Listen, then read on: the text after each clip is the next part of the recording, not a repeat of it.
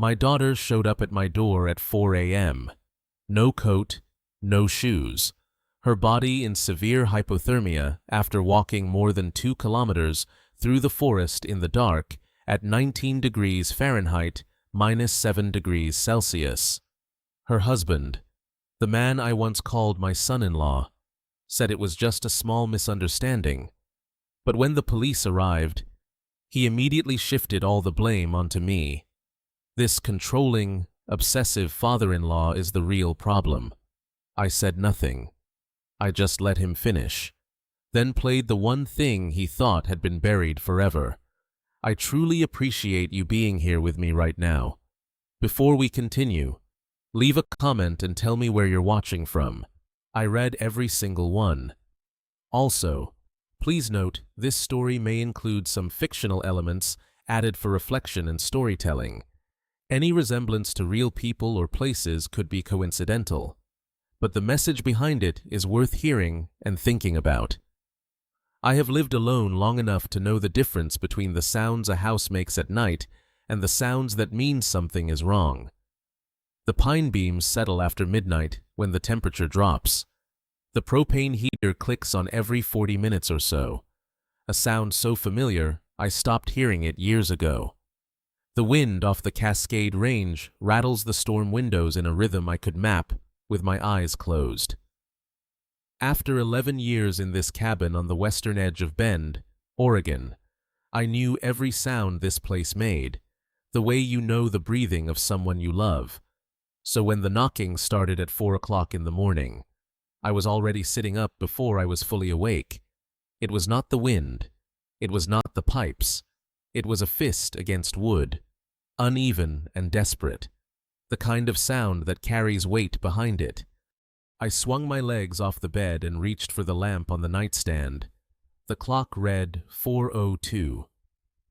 Outside, the temperature had dropped to 19 degrees Fahrenheit, and the snow that had been falling since sundown was now pressing against the windows in thick, muffled silence. I am 62 years old. I spent 30 years as an insurance investigator, which is a polite way of saying I was paid to notice things other people missed.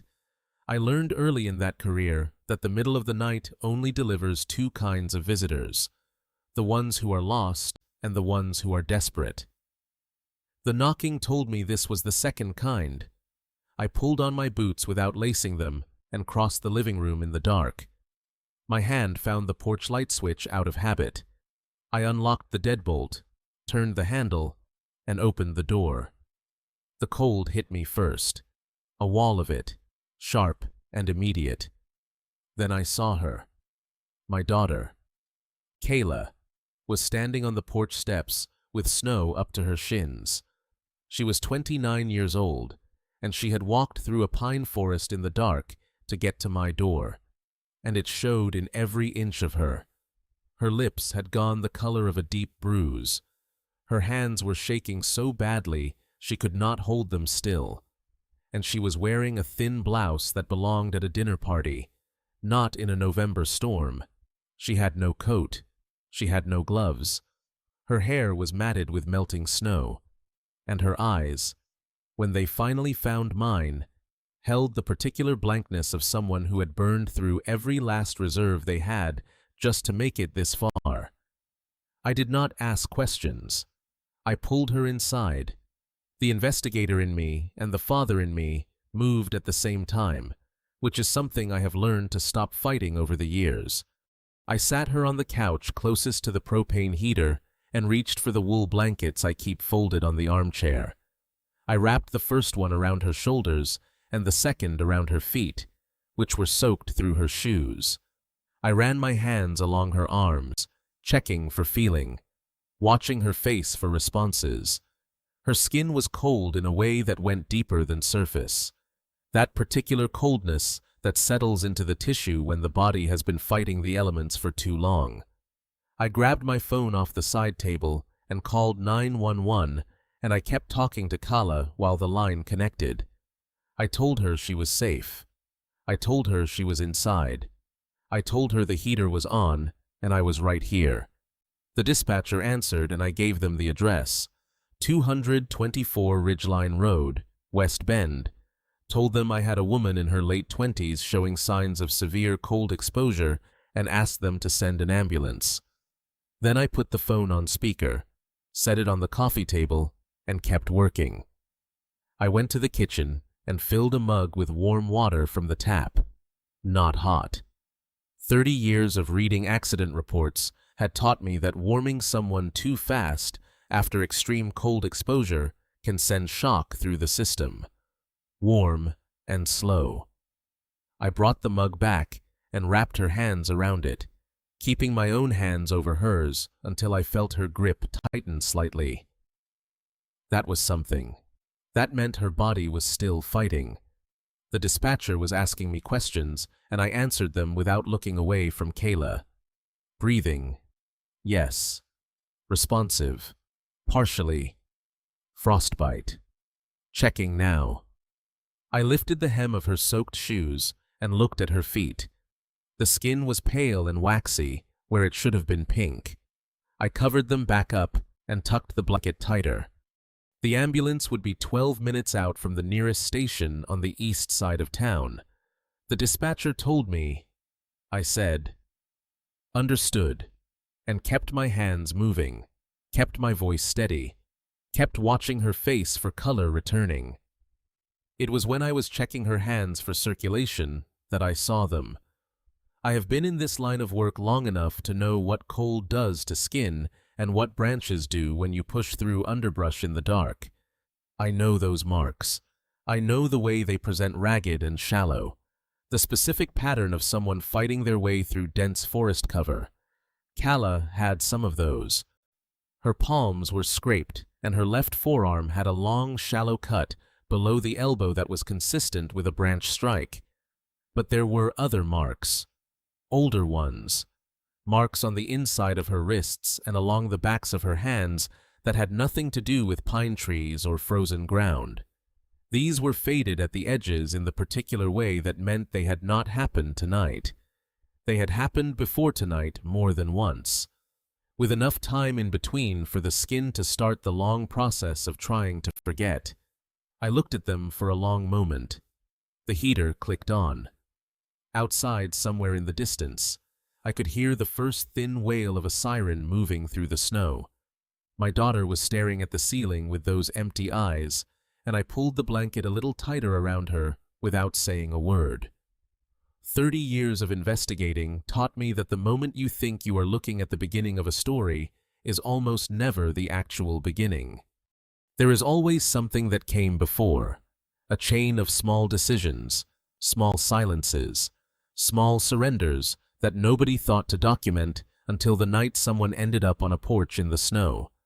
I had found the end of that chain. Now I needed to find where it started.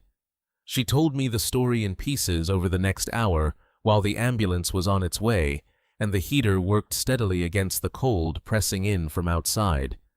I sat beside her on the couch and I listened the way I had trained myself to listen over 3 decades of pulling the truth out of situations that did not want to give it up. Without interrupting, without reacting, just taking it in, filing it, letting the picture build itself one detail at a time. It was the hardest thing I have ever done, sitting still and listening to my daughter tell me where she had been. This is what she told me. The evening had started as a party. Her husband, a real estate developer named Beckett Crane, had been planning the event for weeks. He was launching a new residential project on the south side of Bend, the kind of upscale development that had been spreading across Central Oregon as more people discovered what locals had always known about this place. 20 or 30 guests were expected, business partners, contractors, a few people from the city planning office. The kind of crowd Beckett cultivated carefully, the kind that made him look exactly the way he wanted to look. Carla had spent the afternoon getting the house ready.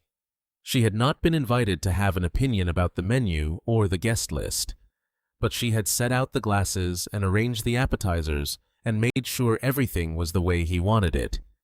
They had argued before the first guest arrived.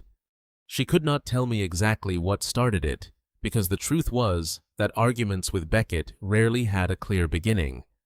They had a temperature that rose gradually until something small became the reason everything boiled over. He told her she needed some air. He said it the way he said most things, quietly and with a certainty that did not leave room for negotiation. She stepped outside onto the back porch to give him what he asked for. The door locked behind her.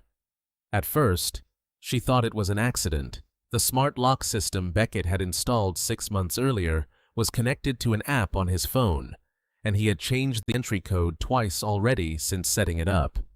She knocked on the glass panel beside the door. Inside, she could see the party in full motion. Guests moving through the lit rooms with drinks in hand, the low sound of conversation and music audible even through the insulated glass. Nobody turned around. She went around to the front door and tried the code she knew. It did not work. She tried it again, then again.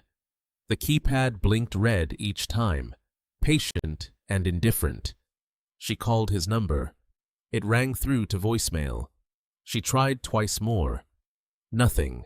She looked at her contact list for someone nearby, a neighbor, anyone. She had lived in that house for nearly 2 years, and she knew almost none of her neighbors by name because Beckett preferred it that way. She found 2 numbers for people on their street and called both of them. One did not answer. One picked up, heard her voice, and said they did not want to get involved in whatever was happening. The temperature that night was 19 degrees Fahrenheit and dropping. She scrolled for my number. This is the part of the story that sat in my chest like a stone when she told me, because my number was not there. It had been removed from her contacts 2 months earlier. She had not noticed until that moment, standing outside in the cold, with 4% battery remaining on her phone, because for 2 months, there had always been some reason not to call me. Some conflict that conveniently arose whenever she thought about reaching out. She did not have my number memorized. Why would she? It had always just been there. She told me she stood at the edge of the driveway for a few minutes, trying to think. The snow was coming down steadily by then. She was wearing the blouse she had put on for the party. Thin fabric that had been perfectly appropriate an hour ago inside a heated house. She had no coat, because she had only stepped outside for a moment. That was all it was supposed to be. She knew the forest behind the development. Not well, not the way she had known it as a girl, but enough. When she was young, before everything. I used to walk the Ponderosa pine trails on the west side of town with her on Saturday mornings. She knew the general direction. She knew that if she kept the slope of the terrain to her left and moved toward lower ground, she would eventually come out somewhere near Ridgeline Road. She knew my cabin was 1.4 miles as the crow flies through the trees. She turned off her phone to save the last of the battery, tucked it into her blouse pocket, and walked into the forest. She told me she did not let herself stop. She had read somewhere years ago that the most dangerous thing you can do in extreme cold is to sit down and rest, because the body's warmth goes with the movement. And once it leaves it, it's very difficult to call back. So, she kept moving. When she fell, she got up. When a branch caught her hand and opened a line across her palm, she pressed it against her side and kept walking. When her feet went from painful to numb, she focused on her knees instead, on the mechanical lifting and placing of each step. The trees at night in a snowstorm are not quiet the way people imagine. The wind moves through the upper branches in a continuous low sound that is almost like breathing. And the snow falls in the kind of silence that has weight to it. She told me she talked to herself for a while, just to hear a voice. Then she saved her breath for walking. Her phone died somewhere around the half-mile mark. After that, there was nothing but the forest and the dark and the direction she had chosen to trust. She told me that when she finally saw the light from my cabin through the trees, just the faint, warm glow of the porch lamp cutting through the snow. She stopped walking for the first time. She stood there in the dark with the cold pressing in from all sides, and she told me she genuinely could not tell in that moment whether the light was real or whether her mind had simply decided to give her something to walk toward. The light had been real.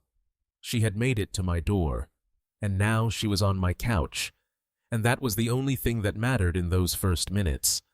I worked through the steps the way I had learned them over years of reading accident reports and medical records, of sitting across from doctors in deposition rooms and asking them to walk me through what cold does to a body and in what order. Core temperature first. Get the trunk warm before the extremities. Warm liquids if she could swallow without difficulty. No direct heat on the skin. The body, when it has been pushed that far, needs to be coaxed back rather than forced. I kept a first aid kit under the bathroom sink that most people would have found excessive. It had been there since the first winter I spent in this cabin, assembled piece by piece over the years, the way a person assembles anything they hope they will never actually need. I worked through it methodically while the 911 dispatcher stayed on the line and the ambulance made its way across town through the snow. Kayla watched me from the couch with an expression I recognized, though I had not seen it on her face before. It was the look of someone recalibrating, trying to fit what they were seeing into the picture they already had. "Dad," she said, and her voice came out rough and uneven, like something that had been left out in the cold, along with the rest of her. "How do you know how to do all of this?" I kept my hands moving while I answered her.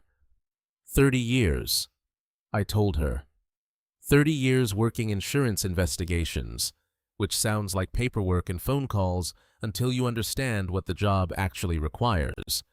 I spent 3 decades following the space between what people said happened and what the evidence said happened. Workplace injuries that were not quite accidental. Household incidents that did not quite add up. I learned early that the most carefully constructed explanations are usually the ones that have been practiced the most, and that the truth tends to live in the details that nobody thought to rehearse. I retired in the spring of 2014. My wife Ruth had been sick for 2 years by then, and when she passed that April, there was not much left in me for the work. We had been married for 25 years. She was 49 years old. I packed up my office on a Friday, and I have not opened a case file since. Though the habit of noticing things has never entirely left me, it is not the kind of skill you put down like a set of keys. I live on my pension from the firm and what we managed to save over the years. The cabin is paid off. My needs are simple.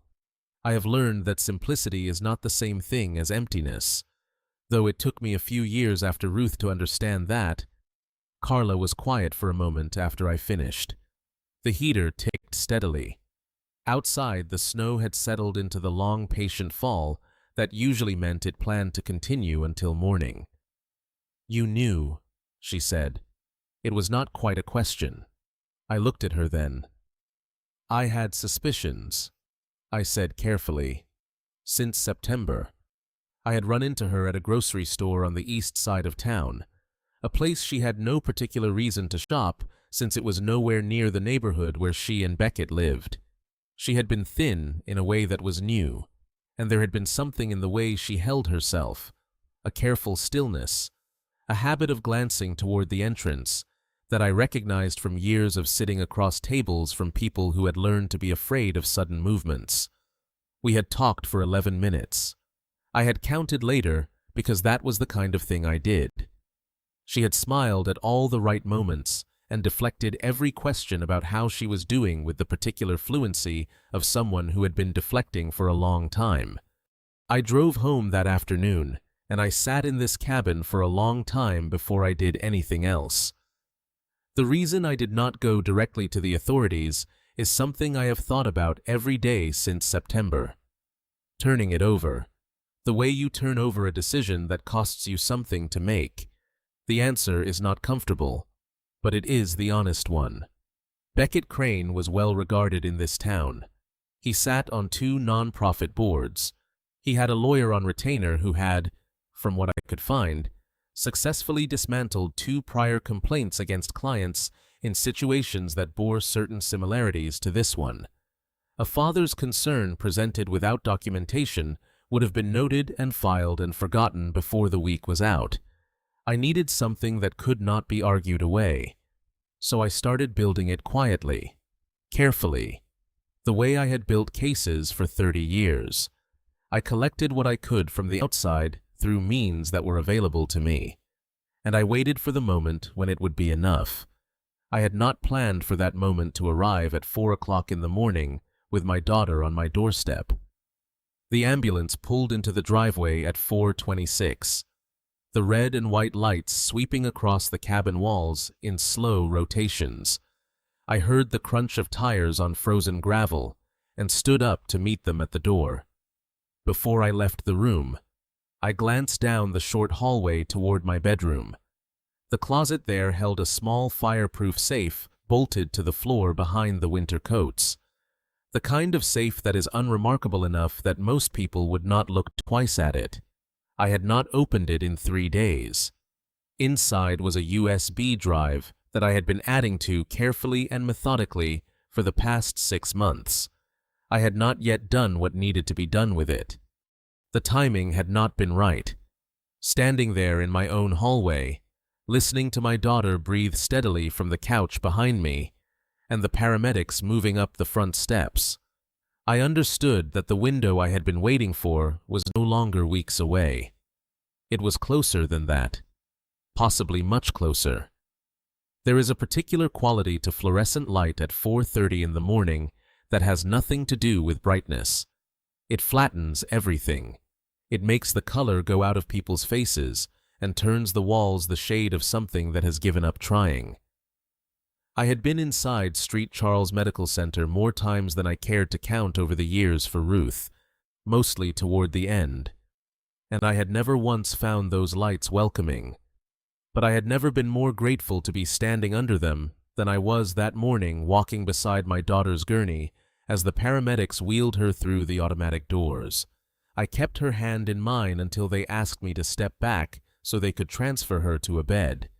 Then I found a spot against the wall, and I stayed there out of the way, but close enough to watch, while the emergency room moved around us, with the particular efficiency of people who have learned not to waste motion at this hour.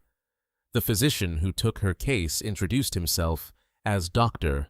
Calloway, a man in his late 40s with the kind of steady, unhurried manner that I associated with people who had seen enough emergencies to stop being surprised by them. He worked through the assessment methodically, checking her temperature, her circulation, her responses. He asked her questions in a calm, measured voice, and she answered them in a voice that was still uneven from the cold and from everything else. I watched Dr. Calloway's hands, and I watched his face, because in 30 years of reading people, I had learned that the face often says what the mouth is not saying. He moved through the examination with professional composure until he reached her arms. He pushed the sleeve of the hospital gown up, gently looked at what was there, and then looked again.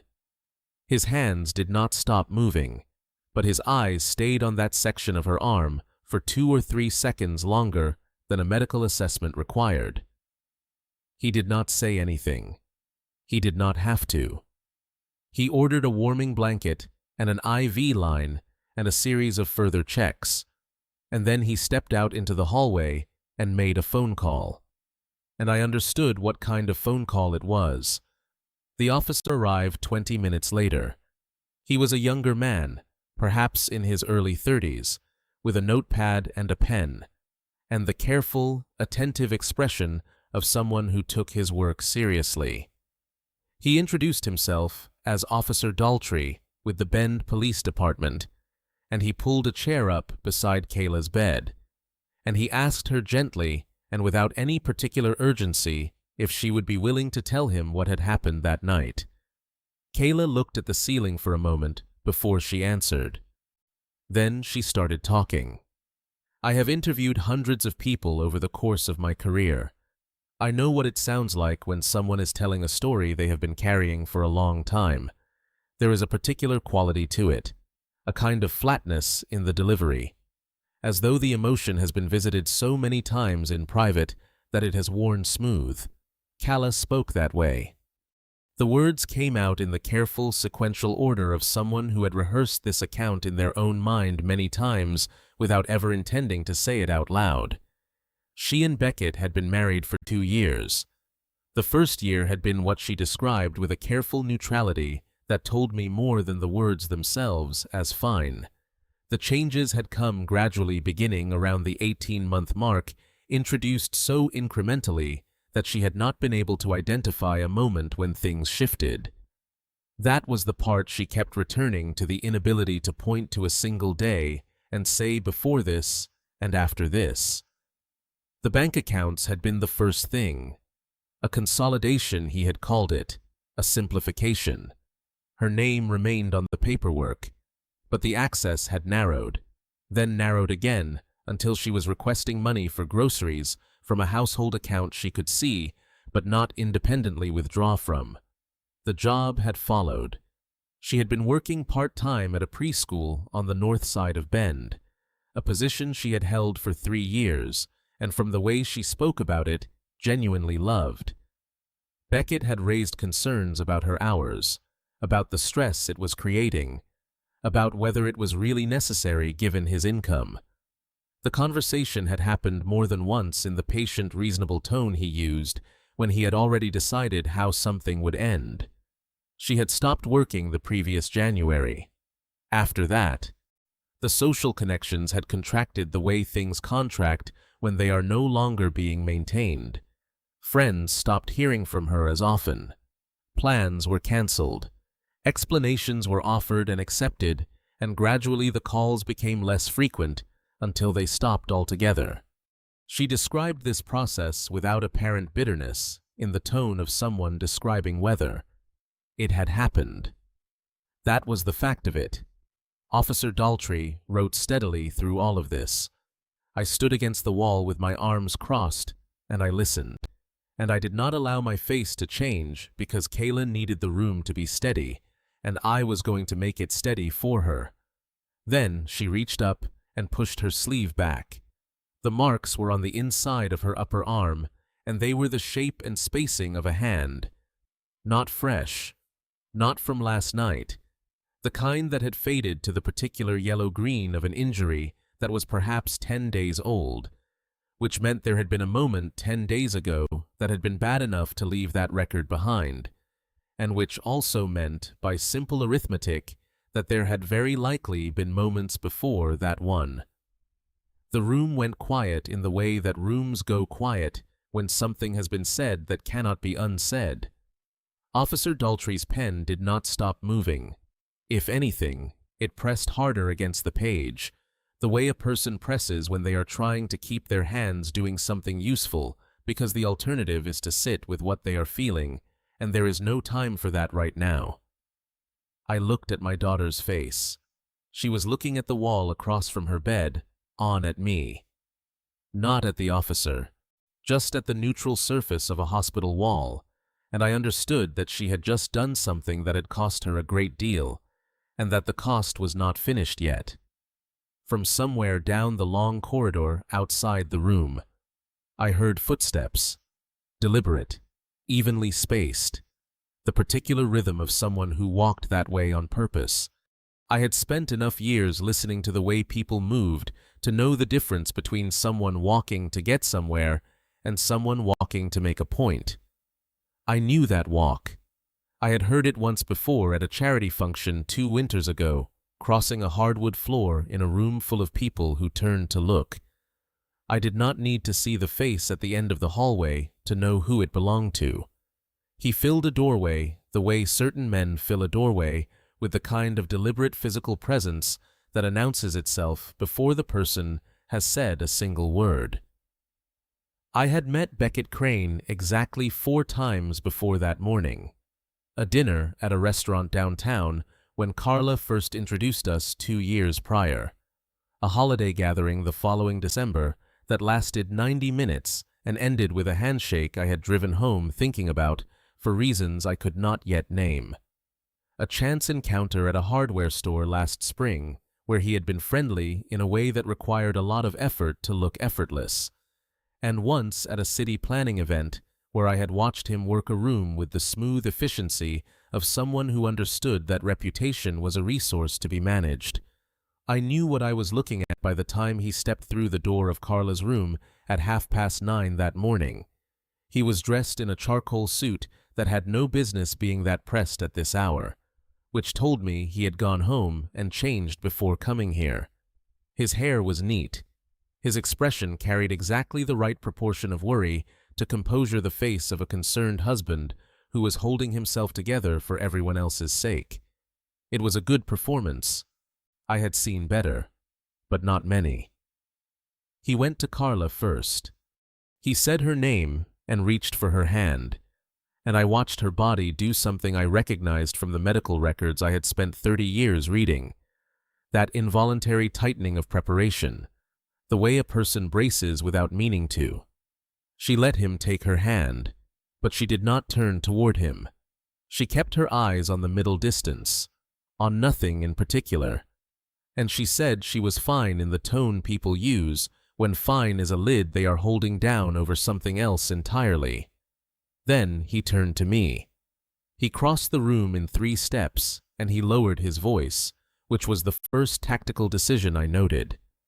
A man who lowers his voice in a hospital room is a man who understands that the people within earshot are potential witnesses and that what they hear can be shaped. "Chick, I want you to know," he said quietly, "that I understand why you're here, and I want you to know that whatever Kala has told you, there are 2 sides to every situation." I did not say anything. He took that as an invitation to continue, which was what I intended. 30 years of interviews taught me that silence is not empty. Silence is a space that people feel compelled to fill, and what they choose to fill it with tells you more than any question you could ask. Beckett filled it by raising his voice just slightly. Just enough. Not loud enough to be called a scene, but loud enough for the nurse at the station outside the door to hear individual words if she was paying attention. He talked about misunderstandings. He talked about stress and difficult periods in a marriage. He talked about a father-in-law who had never fully accepted him and who had perhaps encouraged his daughter to see problems where none existed. He said the words in the measured cadence of a reasonable man making reasonable points, and every 30 seconds or so his volume would drift upward just enough to carry. I stood with my back against the wall and I watched him, and I did not move my face. He was good at this. I wanted to be honest with myself about that. He had clearly done it before in smaller rooms and larger ones in conversations where the audience was one person and conversations where it was a board of directors. There was a fluency to it that only came from practice. The problem for Beckett was that I had spent the better part of 3 decades sitting across from people who were fluent in exactly this language. I had watched insurance claimants reconstruct entire false histories with total conviction. I had listened to people describe events that had not happened with more apparent sincerity than most people brought to describing events that had.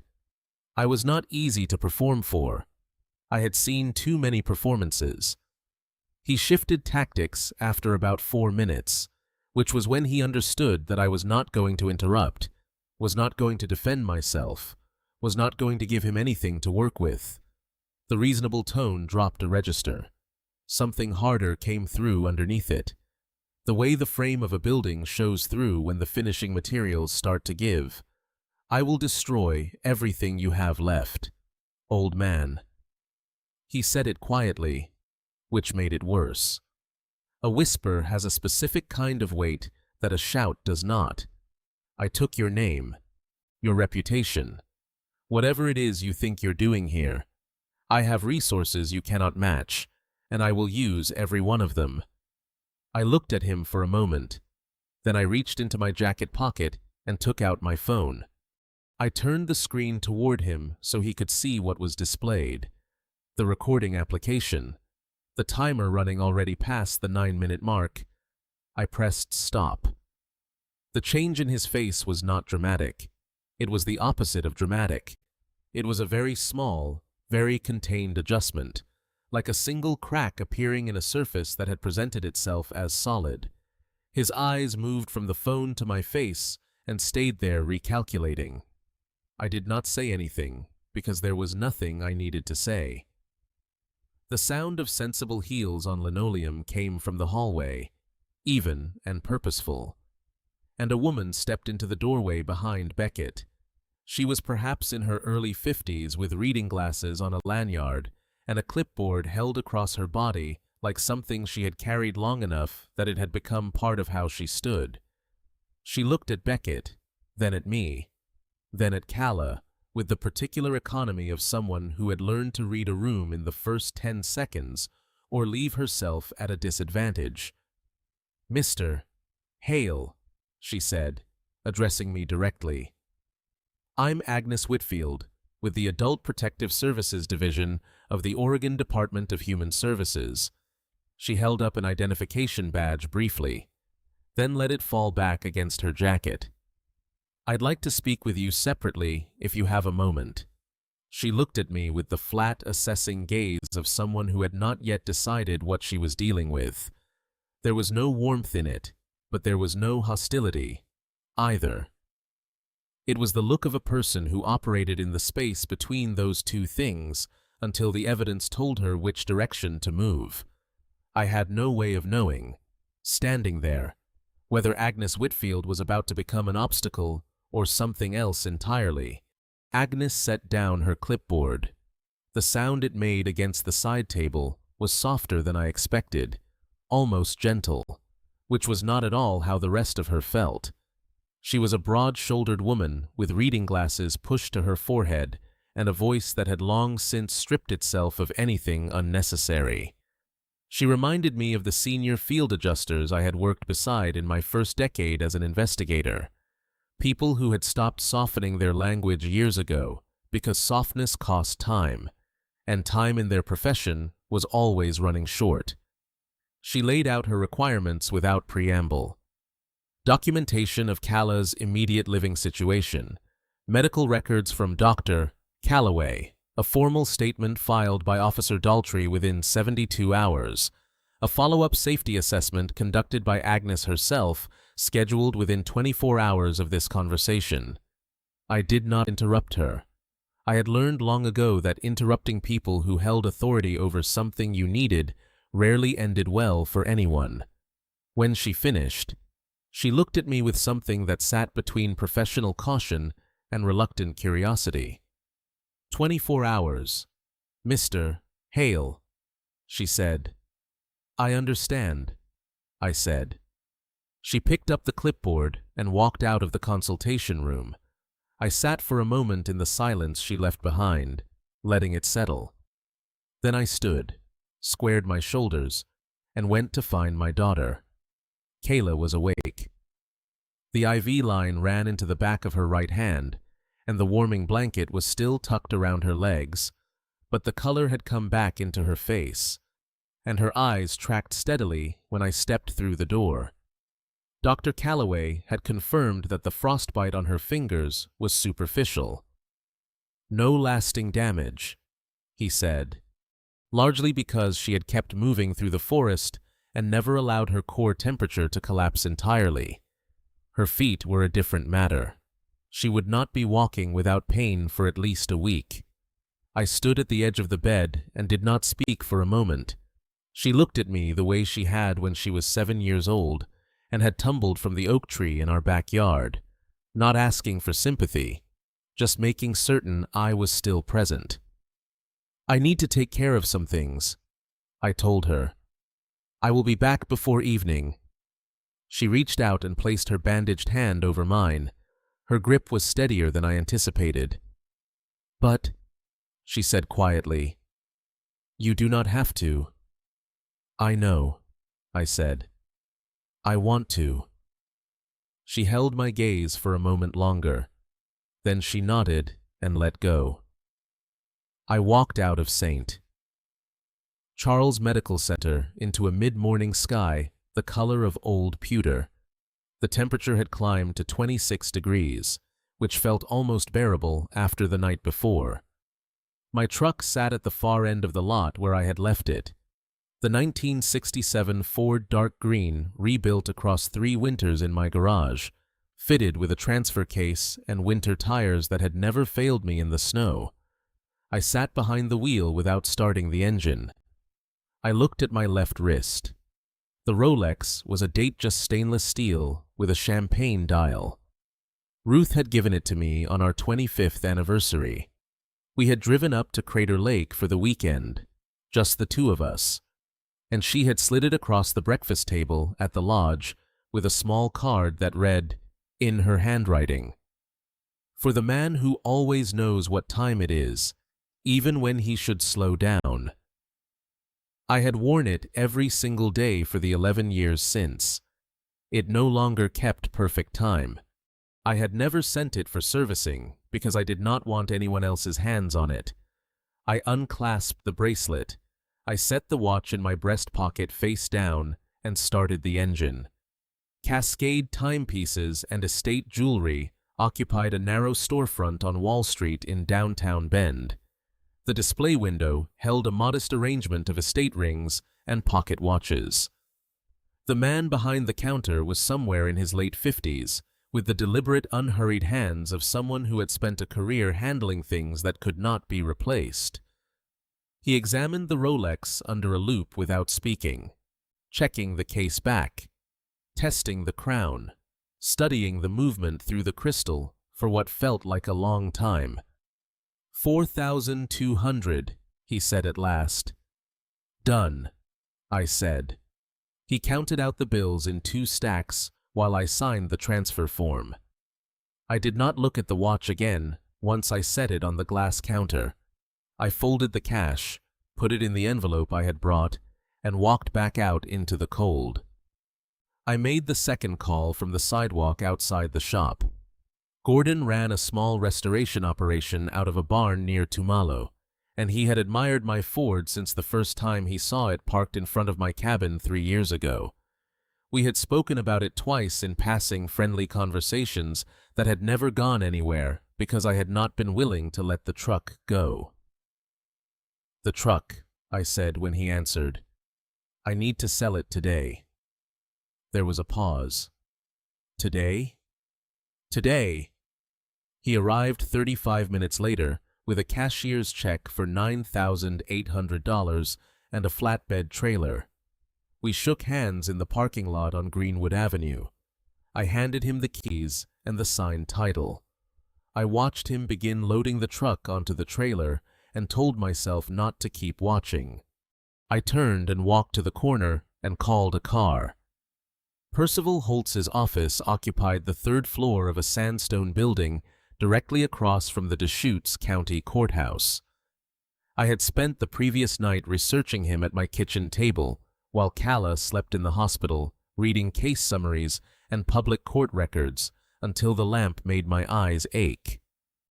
30 years in practice, a record that other attorneys in Central Oregon discussed the way people discuss significant weather events with a mixture of respect and something that edged toward unease.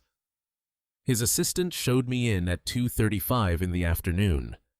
The office smelled of old paper and wool carpet, warm and still. Through the window behind the desk, the courthouse clock tower rose against a pale winter sky, its stone face the same gray as the clouds. Percival himself was a trim man in his mid-50s, silver-haired, with the settled and unhurried bearing of someone who had long since stopped being surprised by what people brought through his door. I did not sit down immediately. I set the envelope on the mahogany desk first, $11,000 in cash, banded in sets of 500. Everything the Rolex and the truck had returned to me, minus what I had set aside for the week ahead. Then I reached into my coat pocket and placed the USB drive beside the envelope. It was a small black rectangle no larger than my thumb, and it held 6 months of documentation that I had assembled quietly and methodically since the first week of September. The same way I had once built case files for insurers who needed the truth, laid out in language that would hold up in front of anyone who cared to look. Percival looked at the money. Then he looked at the drive. Then he looked at me. "Where did you get all this?" he asked. I did not answer. I left the USB on the table and said nothing more. Percival opened the laptop. The screen cast a pale blue light across the desk between us. He positioned the computer so we could both see it, then inserted the USB drive into the port. With the careful motion of a man who understood that what he was about to examine would require his full attention. A single folder appeared on the desktop, labeled in plain text. Kala Evidence, May to November 2024. He looked at it. Then he looked at me. "Start from the beginning," he said. I leaned back and began. It started in September, the 3rd week of the month, a Tuesday afternoon at the Safeway on 3rd Street. I had gone in for coffee and rice, nothing more, and I was standing in the cereal aisle when I saw her. Carla was thinner than she had been at Christmas the year before. Not the kind of thin that comes from a busy stretch of weeks, but the kind that settles into a person when they have stopped eating with any real intention. Her coat was buttoned to the throat even inside the store. She moved slowly, studying the shelves, with the careful concentration of someone afraid of returning home with the wrong item. I called her name. She turned. The smile arrived a half-second late and was assembled rather than natural. The kind of expression I had learned to recognize over 30 years in the field on the faces of people who had rehearsed how they were supposed to look in public. We spoke for 4 or 5 minutes. She told me she was fine. She answered every question in complete, even sentences, as though she had practiced them. When I mentioned coming by the house, she said she would have to check with Beckett first. I drove home and sat in the dark for a long time. I had already known by that point for approximately 6 weeks, the previous month. Beckett had asked me to help configure the smart home system he had installed at the house on Ridgecrest Drive. The locks, the thermostat, the security cameras. He framed it as a favor, the kind of thing a son-in-law does to appear inclusive.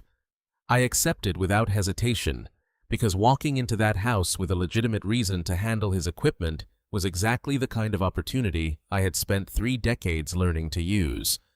He handed me his phone to verify a confirmation code for the lock application. He stepped outside to take a call. I had 4 minutes alone with the device. 4 minutes is a long time when you know what you are doing. I copied the login credentials for the lock application to my own device. I did not change any settings. I did not trigger any alerts. I simply gained the ability to read the access logs, every lock command issued, every code change, every entry timestamped to the second, and tied to a specific device. Beckett had no reason to check who was reading the logs because it had never occurred to him that anyone could. I told Percival this without embellishment. He listened without writing anything down. What the logs showed over the following months was a pattern. The lock code on the front door had been changed remotely on 17 separate occasions between June and November. Several occurred in the early afternoon. 3 occurred after 10 o'clock in the evening, on nights when the temperature in Bend dropped below 30 degrees. In each instance, the code was changed from Beckett's phone, and Kala's access profile was suspended before being quietly restored the following morning. He had been locking her out and letting her back in, and she had said nothing to anyone. Alongside the lock logs, the USB held other material. Photographs I had taken on 2 occasions, images showing a bruise along Kala's left forearm, visible for just a moment when she reached past the curtain to close it. Financial transfer records showing $16,000 moved in small increments from a joint account into a separate account registered solely in Beckett's name. Screenshots of text messages captured during those 4 minutes with his phone messages that Percival now read slowly, his jaw set and still. And the emails, sent from a secondary address, addressed to Calla's personal account, telling her in precise and clinical language what would happen if she contacted her father, if she spoke to anyone from her former school, if she attempted to move money, or do anything without his knowledge. Percival scrolled through the final page and did not speak for a moment. "How long did you wait before bringing this forward?" he asked. "Until he could not explain it away," I said. "One weak piece of evidence and a man like Beckett walks out of the room and spends the next 6 months ensuring no one believes another word my daughter says. I needed it complete." Percival nodded. He closed the folder and looked at me. "This is enough to put him away for years," he said. The words were level measured, but they carried a particular weight. The weight of someone who had seen many case files and understood without saying so that this one was different in its degree of deliberateness. The financial transfers alone support a felony charge. Combined with the lock logs and the documented isolation, this is a pattern, not an incident. I said nothing. I had not come here to feel relieved, and I was not ready for that yet. "I will need to establish chain of custody before we file anything," Percival said. "Can you account for every step of how this material was obtained?" "Every step," I said. He reached for his legal pad and began writing. My phone vibrated on the arm of the chair. I picked it up from habit, a reflex left over from 30 years of carrying a device that was always one call away from something requiring immediate attention. The message was from a number I did not recognize. No name, no area code I could place. "I know what Beckett did to your daughter. I have seen it before.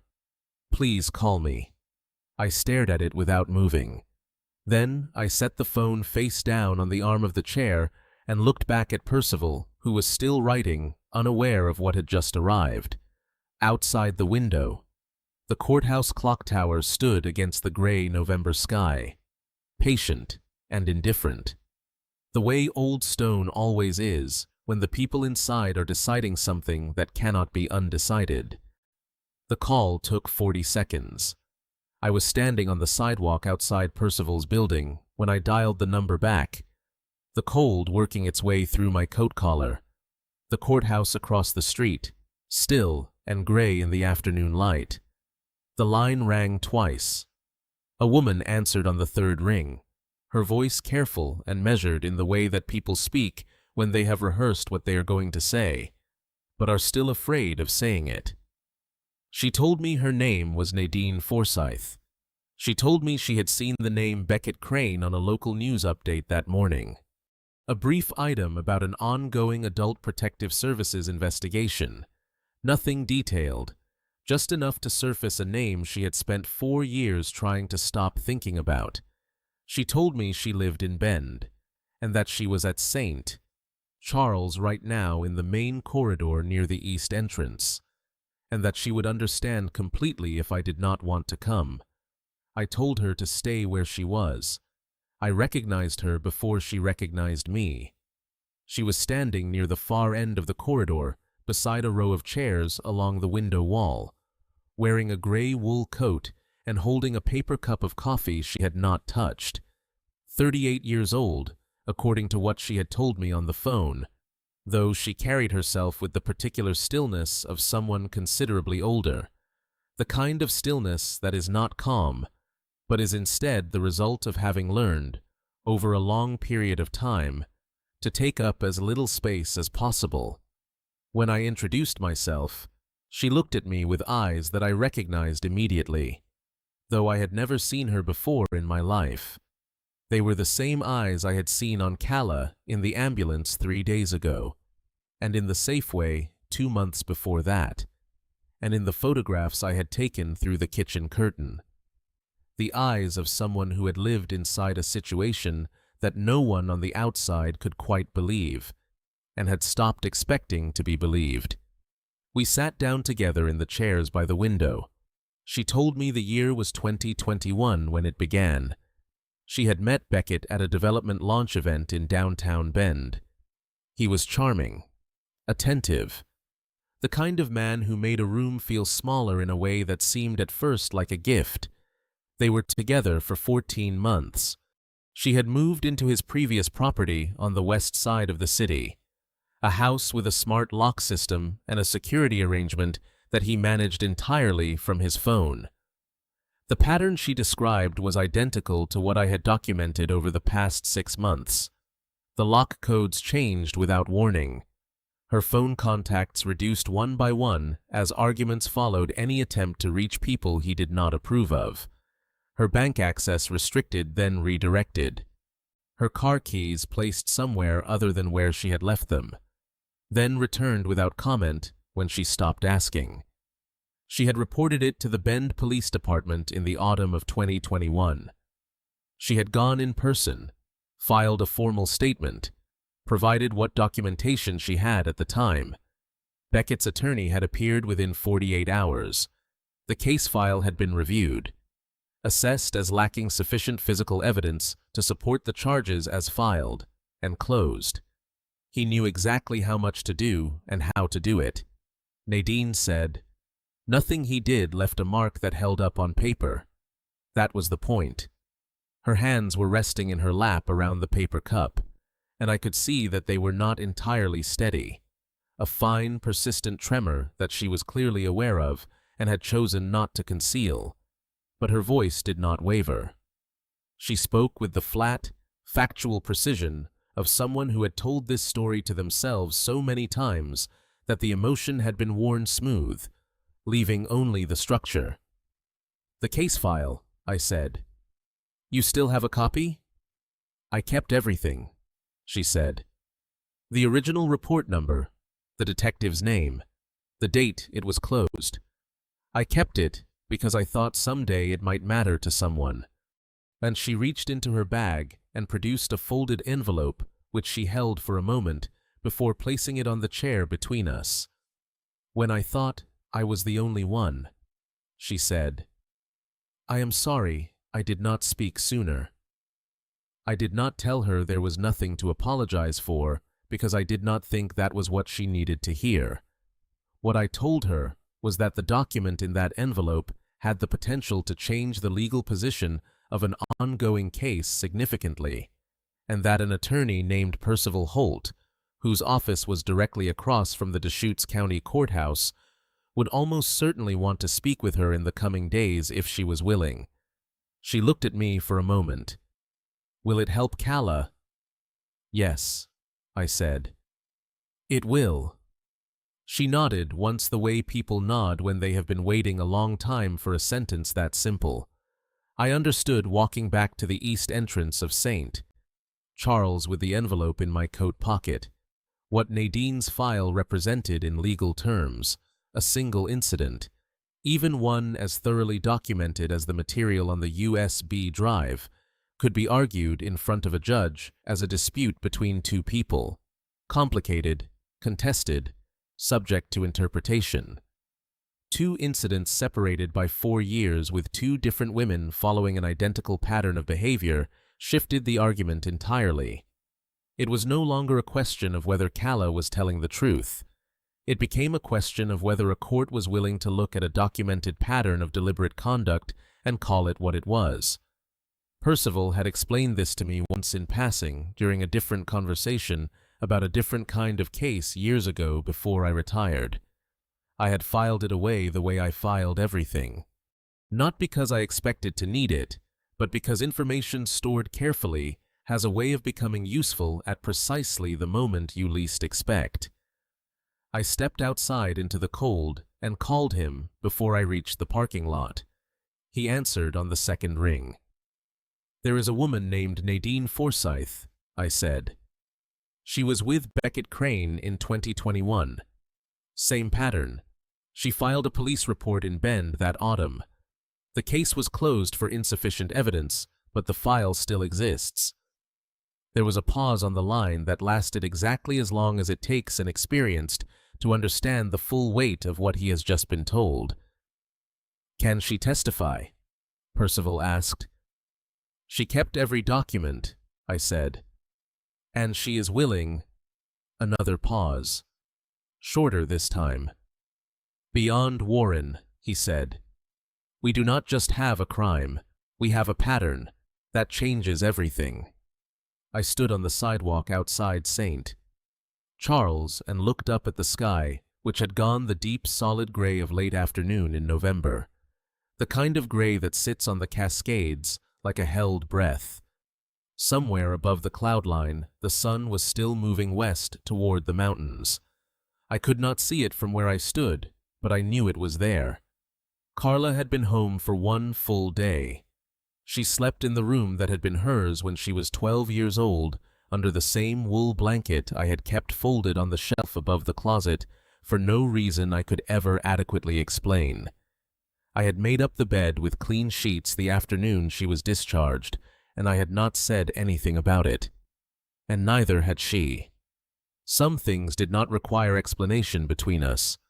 That had always been true even during the years when Beckett had done his best to make it otherwise. By the second evening, she was moving more easily around the cabin. Her feet still hurt.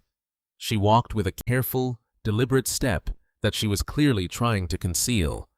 But the color had fully returned to her face, and she had eaten a proper dinner for the first time since I had found her on the porch 3 mornings ago.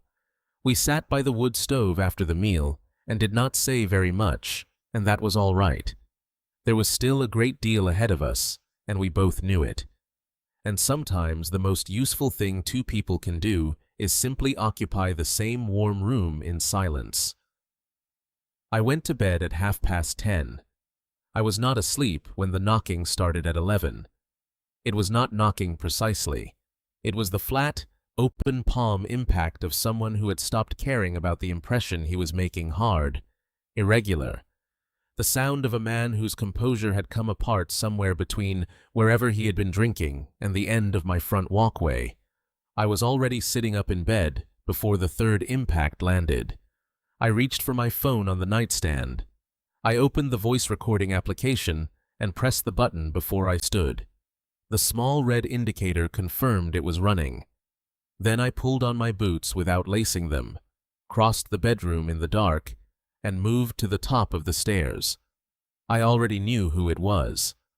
I had known the moment the first blow landed against the door the same way you recognize a voice before you see the face, not because of any particular quality of the sound, but because there are only so many people in the world whose anger arrives at your door in the middle of the night.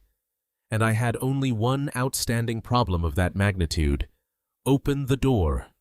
His voice was loud enough to be heard clearly from the second floor. The words slightly imprecise at the edges in the way that indicates a man who has had enough to drink to stop monitoring himself. "She is my wife. You cannot keep her from me. Open the door right now." I did not open the door.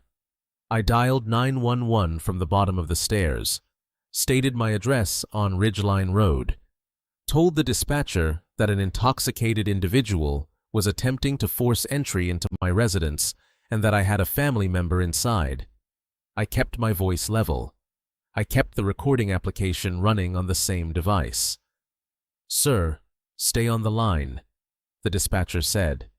The front window of the living room came in, not all at once.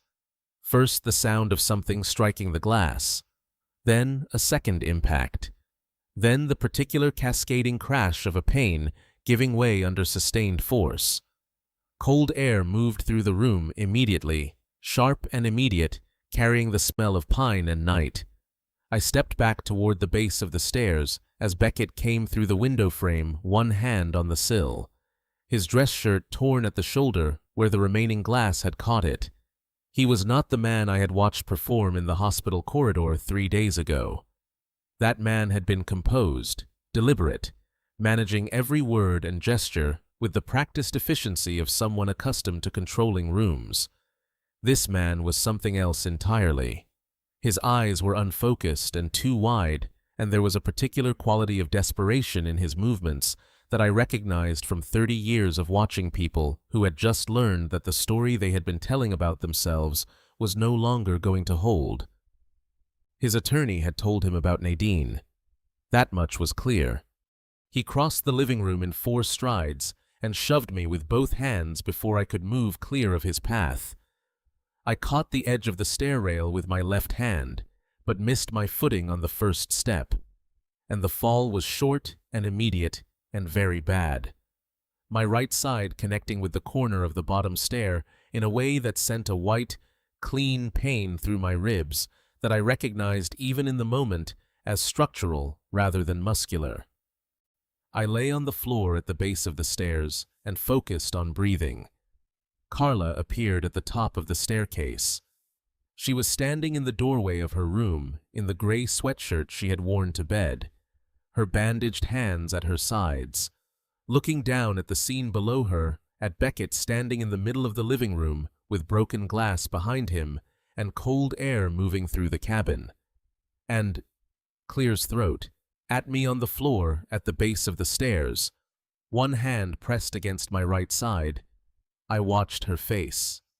I had spent 2 months watching Carla's face from a distance across a supermarket aisle, through a kitchen curtain, in the dim light of a hospital room, and I had learned to read the particular quality of restraint that had replaced what used to be there, the habit of making herself smaller, the careful blankness that had settled over her features like a second skin.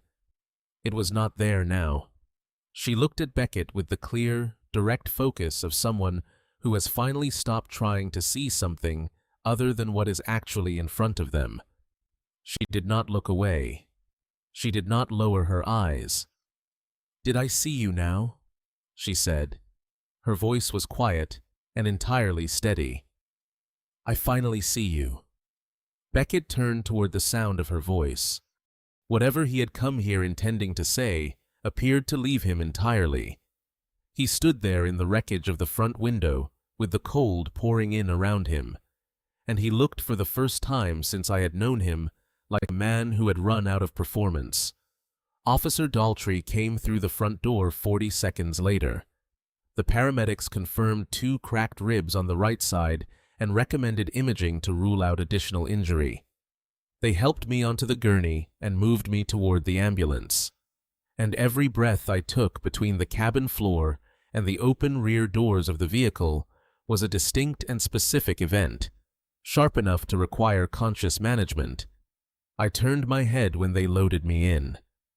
Calla was standing outside the ambulance doors in the cold, her arms crossed over her chest, watching me with an expression I had not seen on her face in longer than I could accurately calculate. She was standing with her full height, her shoulders level, her chin up, not performing composure, simply occupying it, the way she used to when she was young and had not yet learned to make herself smaller for anyone. Every breath was a blade through my right side. I smiled at her anyway. The ceiling of room 114 at St. Charles Medical Center was acoustic tile off-white with a small water stain in the upper left corner, shaped like nothing in particular. I had been studying it for approximately 40 minutes by the time the winter light outside the window had brightened enough to qualify as morning. Breathing was a managed process.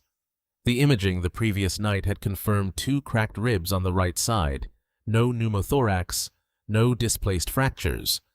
The attending physician had used the word fortunate in a tone that suggested he had seen the alternative often enough to mean it. They had taped the ribs, administered something for the pain that had worn off somewhere around 4 o'clock in the morning, and left me with instructions to remain still and a call button I had not used.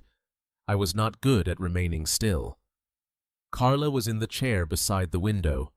She had been there when I woke, already dressed, her bandaged hands folded in her lap, watching the parking lot below with the patient, unhurried attention of someone who had learned to wait out long stretches of time without filling them. We had spoken briefly. She was all right. She had slept. She did not want me to apologize for what had happened the night before. I told her I was not going to apologize. She almost smiled. The door opened at 8:47.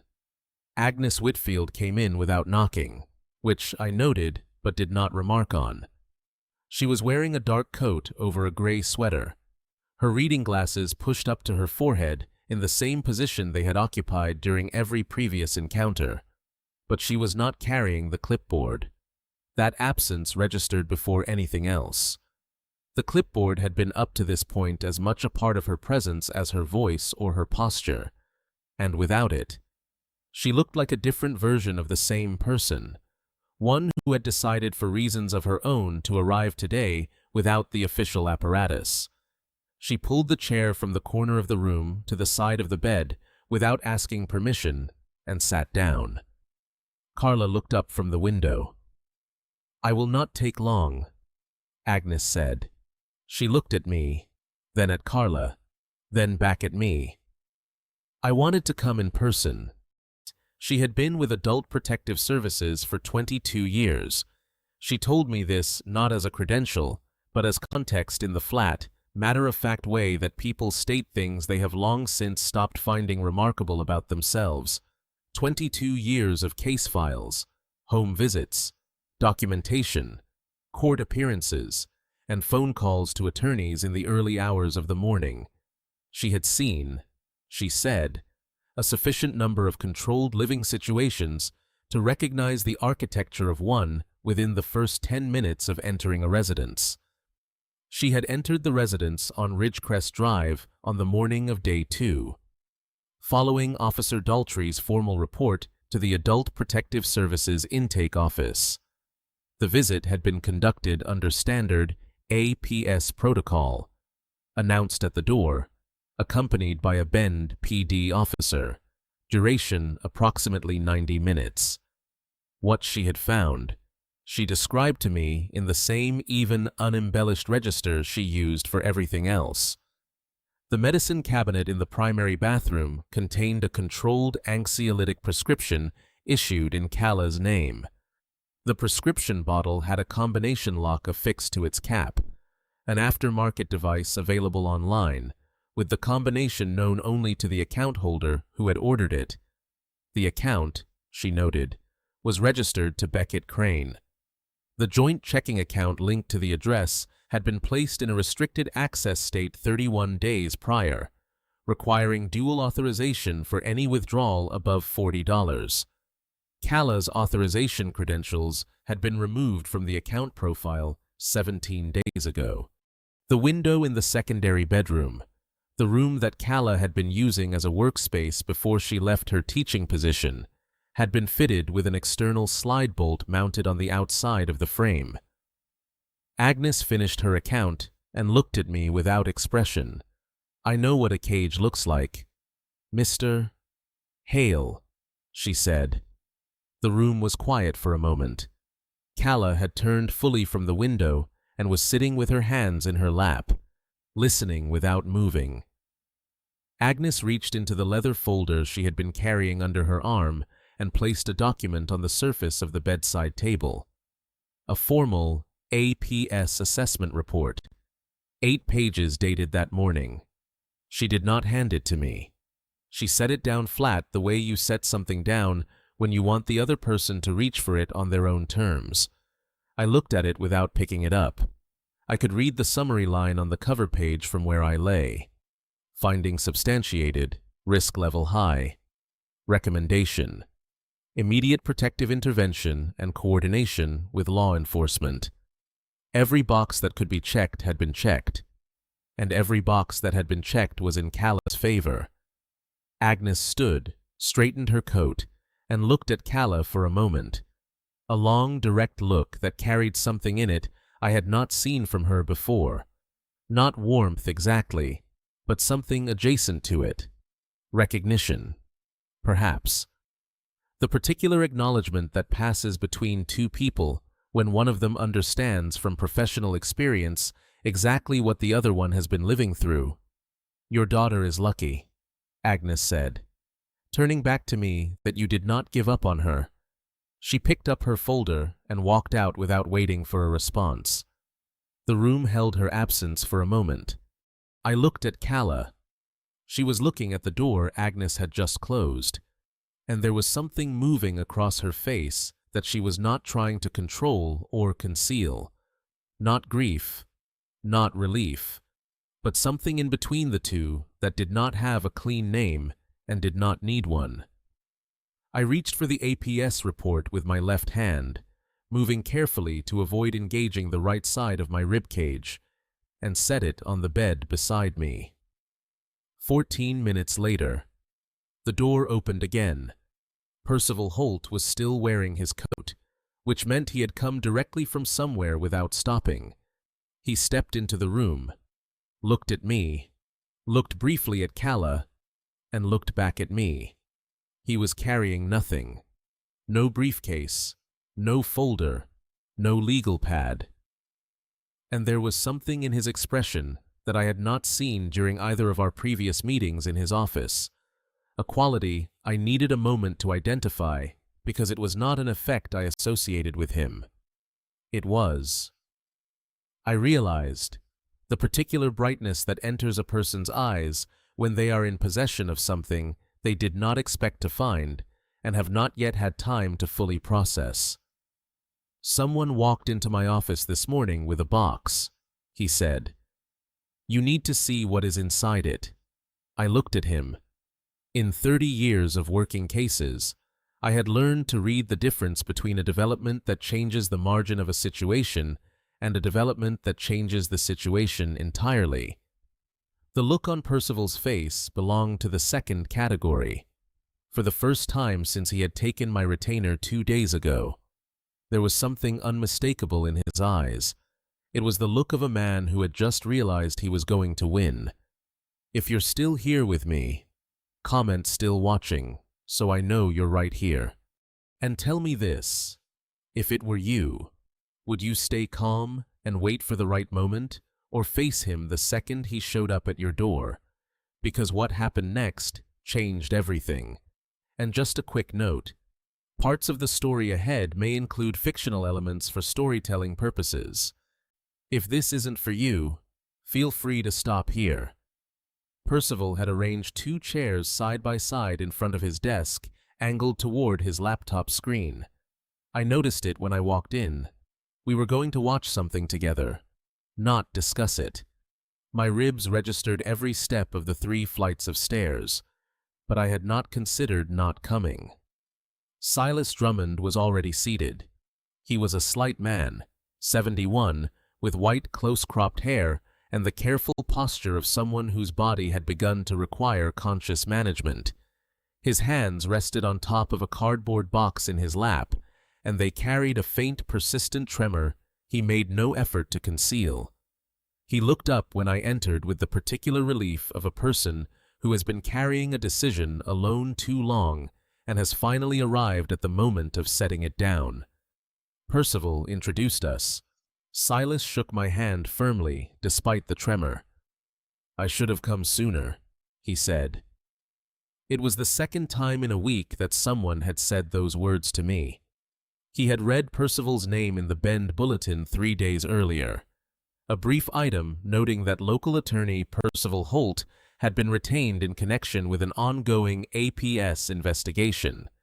It had not given details. It had not needed to. Silas had known for 3 months that something was wrong next door, and seeing a legal name attached to the matter had been the thing that finally moved him from watching to acting. He had driven downtown without calling ahead, placed the cardboard box on the front counter, and said he believed the contents might be relevant. Percival had seen him within 20 minutes. I put the camera up in August, Silas said. My property line runs along the east side of their yard, clear view of the front entrance from my porch railing. He paused. I had a feeling. I have had feelings before and not acted on them. I know what that costs. Percival leaned forward. The camera mounted on your property directed outward on my porch railing. The front entrance is visible from the street. Anyone walking past could see it.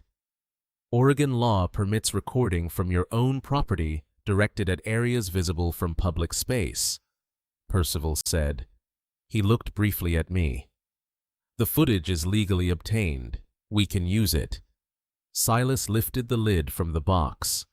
Inside were 4 external hard drives labeled with date ranges in black marker and a folded sheet noting specific timestamps. He had been thorough in the way people are thorough when they understand that details matter. Percival connected the first drive and found the timestamp without difficulty. The footage was high-definition shot from an elevated angle, taking in the full front entrance of the Ridgecrest Drive property, the porch light above the door, and a portion of the interior living room visible through the large front window. The timestamp read the 14th of November, 8:43 in the evening. The living room was lit and populated the launch party guests, circulating with drinks. Near the window, a man in a dark shirt stood holding a phone, his attention on the screen rather than the room. Beckett Crane, operating his phone with the relaxed confidence of someone who had done this particular thing many times before. 40 seconds in, a figure appeared at the front door. Kala, the thin coat, the one that was not enough for 19 degrees. She knocked once, twice, then a third time with more force. She tried the handle. She pressed her face toward the narrow window beside the frame. Inside the living room, Beckett glanced toward the door. He looked back at his phone. He tapped the screen twice. The porch light went out. Kala stood in complete darkness on the front step. Then she turned and walked toward the tree line at the edge of the property. Percival paused the footage. None of us spoke for a moment. "This is not negligence," Percival said quietly. "This is deliberate." Silas looked at his hands. "She reminds me of my daughter," he said. His voice was steady only because considerable effort was being applied to keeping it so. My daughter was in a marriage I knew was wrong. I told myself it was not my place, that she was an adult, that she would find her own way out. He stopped. She did not find her own way out. Not the way I hoped. He did not say what had happened. The shape of it was clear enough. I lost her. Different reason. But I lost her. The room held the silence for a moment. "You are here now." "Silas," I said. "That is what matters." He nodded once the way a man nods when he does not trust himself to say anything further. Percival closed the footage window.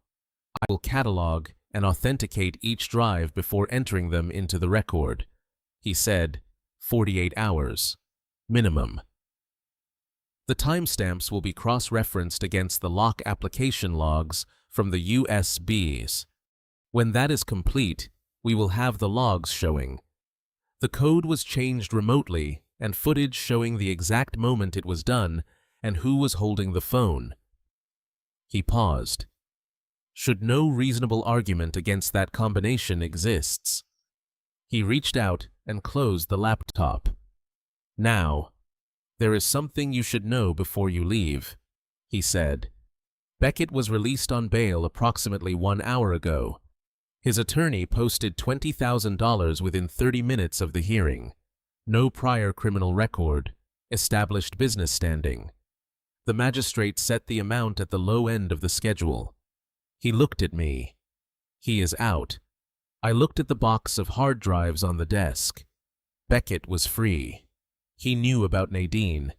He knew I had retained counsel. He was somewhere in Bend right now with his phone in his hand and nothing left to lose. The drives on that desk needed to survive the next 48 hours. So did we. The television in room 114 had a remote control mounted on a plastic arm beside the bed, and I had not touched it once since they brought me up from the imaging suite the night before. Keller turned it on at 10:30 without explanation and changed the channel twice before stopping. Beckett was already at the microphone. He had chosen the steps of the Deschutes County Courthouse as his backdrop. A deliberate choice, I noted. The kind of visual that places a man in proximity to institutions of authority without requiring him to be accountable to any of them. He was wearing a charcoal suit and no overcoat despite the cold, which communicated endurance. His hair was neat. His hands were clasped in front of him at the precise angle that reads on camera as composure under duress. He had prepared this carefully. The statement he gave lasted 11 minutes. I timed it. In those 11 minutes, he described a marriage that he characterized as loving and stable until the involvement of an outside party. He did not use my name immediately. He let the implication build for several minutes before saying it, which was the correct technique for an audience that had not yet made up its mind. When he did say it, he said it quietly, with a brief pause before and after, as though the name itself cost him something to speak. Warren Hale, his wife's father, a man Beckett said who had never accepted the marriage, who had inserted himself repeatedly into their private life, who had, in his telling, constructed an elaborate set of allegations from nothing more than the grievances of a father who could not release his daughter into her own adult life. His voice broke in one place, precisely one place, approximately 8 minutes in. When he spoke about Carla specifically, his eyes reddened at the outer corners. He looked briefly away from the camera, and then back the way people look away when they are working to contain genuine emotion, or when they have practiced the gesture until it reads as genuine. I had interviewed enough people over 30 years to know the difference. He was very good. Carla was sitting in the chair beside the window, the same chair she had occupied since the morning. She was watching the screen with her hands folded in her lap, and she was not trembling. She had been trembling in small, involuntary ways since the night she arrived at my door, a residual response. The body processing what the mind had not yet fully absorbed. It had been diminishing steadily over the past several days. It was entirely absent now. What was there instead was something colder and more deliberate. She watched Beckett speak with the focused, unblinking attention of someone cataloging information, rather than receiving it, noting the pauses, the glances, the calibrated break in his voice. And her expression did not shift once during the full 11 minutes. When the press conference ended and the local anchor began speaking, Carla reached out and turned the television off. "He's very good at that," she said. "Yes," I said. "He is." She looked at the blank screen for a moment. "It will work on some people." "It will," I said. Not enough of them. The reaction in Bend over the following hours was as I had anticipated, divided. The local news comment sections and community forums split along the lines. They always split along in situations like this. Those who found Beckett's grief convincing, and those who had seen the APS investigation item in the bulletin and were inclined to hold their conclusions. A former colleague of Kala's from the kindergarten posted a brief public statement saying only that she had noticed changes in Kala over the preceding year, and that she believed her. It was shared 40 times before noon. None of it was the point. I knew it was not the point, because Percival had told me it was not the point on the phone 2 evenings ago when I had raised the possibility of Beckett using the media. "Let him talk," he had said. "Every word he says in public is a weapon we can use. A man who gives a press conference before his case goes to trial is a man who has just handed us 11 minutes of documented public statements that we can hold against anything he says on the stand." I had written it down. I had kept the note on the bedside table next to the APS report. I called Percival at 11:47. I did not wait for him to call me. He answered on the second ring, which meant he had been expecting it. "I watched it," I said. "As did I," he said. "All 11 minutes." You told me to let him talk. I did, he said. And I meant it. What he said this morning is now part of the public record, and it directly contradicts the documented evidence we have in hand. That contradiction will be visible to any judge who looks at both. He paused.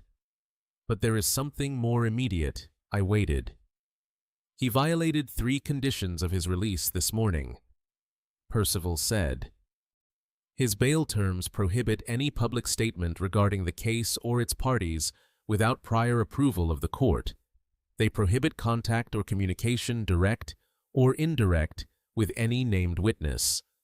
And they prohibit actions that could reasonably be interpreted as intimidation of a complainant. He paused again briefly. A press conference naming you by implication and characterizing Kala's account as fabricated touches all 3. I am filing the motion to revoke bail tonight. I looked at the window. The snow had started again sometime in the last hour. I could see it in the light from the parking lot below. Fine and steady. The kind of snow that accumulates quietly and is deep before you notice it. There is one more thing, Percival said. His voice shifted slightly. Not in volume, but in register. The way a person's voice shifts when they are moving from information to warning. His attorney accessed the witness list this afternoon through standard discovery channels. It is a legal process. I cannot prevent it, but it means Beckett now knows every name on that list. I already knew what he was going to say next. He knows Nadine's name. Percival said. I did not respond immediately. I sat with it for a moment. The specific weight of that sentence. What it meant for a woman who had spent 4 years keeping herself at a careful distance from a man she had every reason to fear, and who had come forward anyway because she had decided it mattered more than the risk. Understood. I said, I will have someone contact her tonight. Percival said, do not call her yourself. Let me handle it through proper channels. All right, I said. I ended the call and set the phone on the bedside table. Outside the window, the snow continued to fall fine, patient, indifferent, settling across the parking lot and the roofline of the building opposite, and the dark shape of the Cascades beyond the city, visible tonight only as an absence of stars along the horizon. I looked at it for a long time. I had been in enough situations over the years to recognize the particular quality of a night that is not going to stay quiet. The pressure of it was familiar. The sense of variables moving in the dark, of decisions being made by people you could not see, of a situation that had been building steadily now approaching the point where it would either hold or break. Tonight was that kind of night. The drive across Bend took 18 minutes. Percival had told me not to go. He had said it clearly and for good reasons. Proper channels, chain of custody, the importance of keeping a clean line between what the legal process required and what I wanted to do as a father. I understood his reasoning. I had agreed with it on the phone 40 minutes earlier. Then I had looked at the snow outside the hospital window and thought about Nadine Forsyth sitting alone in a house with the lights off, waiting to see whether the decision she had made was going to cost her everything again. And I had gotten my coat and my keys and told Kala I would be back within the hour. Some things you understand with your professional judgment and override with something older. Her house was a single-story craftsman on the east side of Bend, a quiet street lined with mature ponderosa pines that had collected the evening snowfall along their upper branches. The porch light was off. The windows were dark. But her car was in the driveway, and the engine hood was cold when I passed it, which meant she had been home for several hours.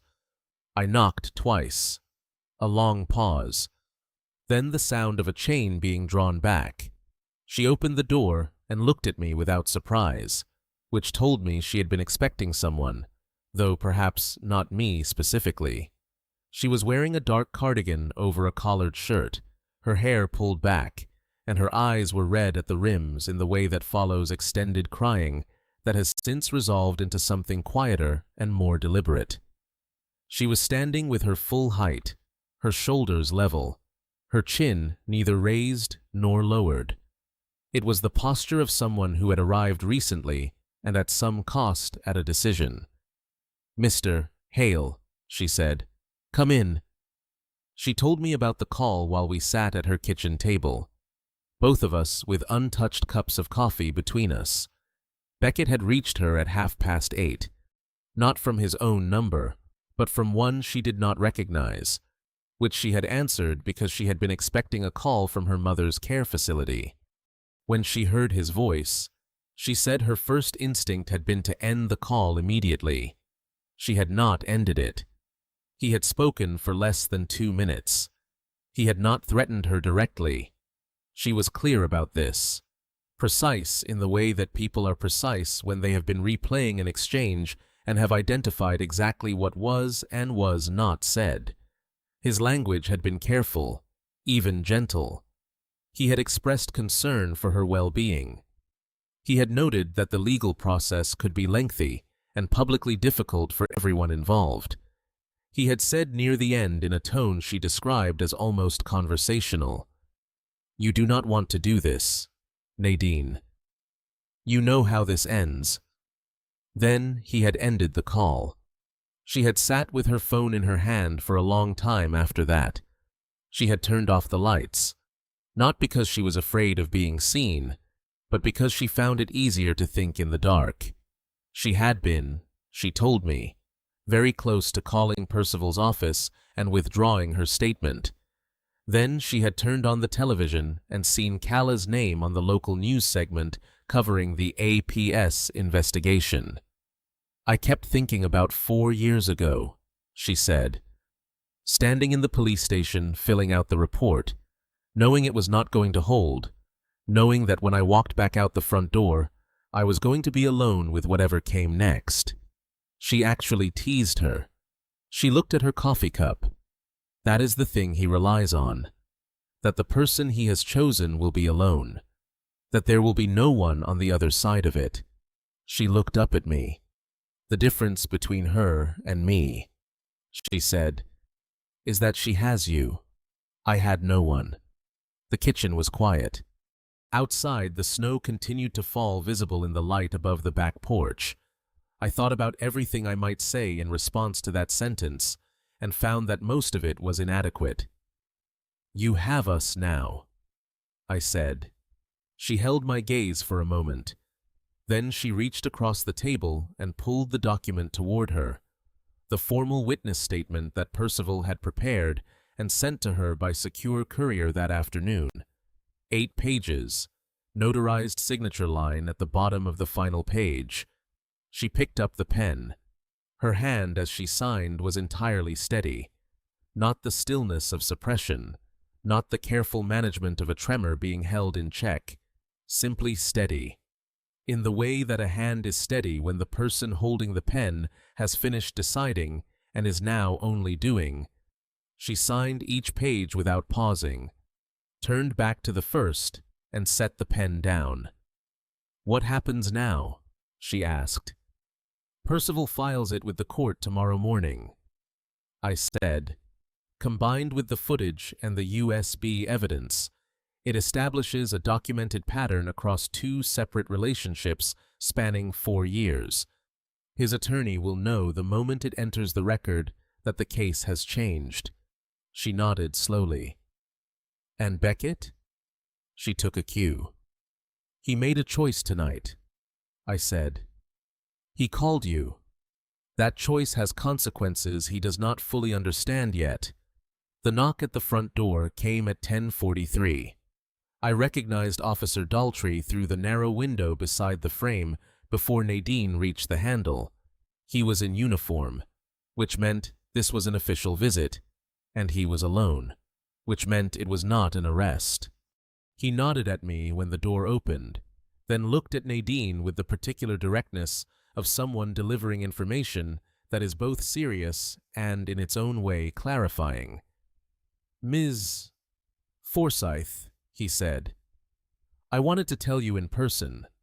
He glanced briefly at me, then back at her. "Earlier this evening, an attempt was made to access your 2021 police report through a third-party data service. The access attempt was traced to a device registered to an associate of Beckett Crane's legal team." He paused. "Under Oregon statute, that constitutes witness tampering. It is a separate criminal charge independent existing case." Nadine was quiet for a moment. "He tried to get my file," she said. "He did," Daltrey said. "And in doing so, he handed us something we did not have yesterday." He looked at me. "He just made our case considerably simpler, Mr. Hale." I said nothing. There was a particular quality to this moment that I recognized from 3 decades of watching cases turn the moment when the person who believed they were the one applying pressure realizes, too late, that they have been pressing against a door that opens the wrong way. Beckett had called Nadine to frighten her into silence. Then he had attempted to access evidence to understand the scope of what she knew. Each action taken in the belief that it would protect him had instead added a charge, created a record, and demonstrated to any court that would later examine it exactly the kind of man he was. He had built his own case for us. I drove back through the snow at 11:30, the roads quiet, the city reduced to amber streetlight on white ground, and the occasional distant shape of a plow working the main arterials.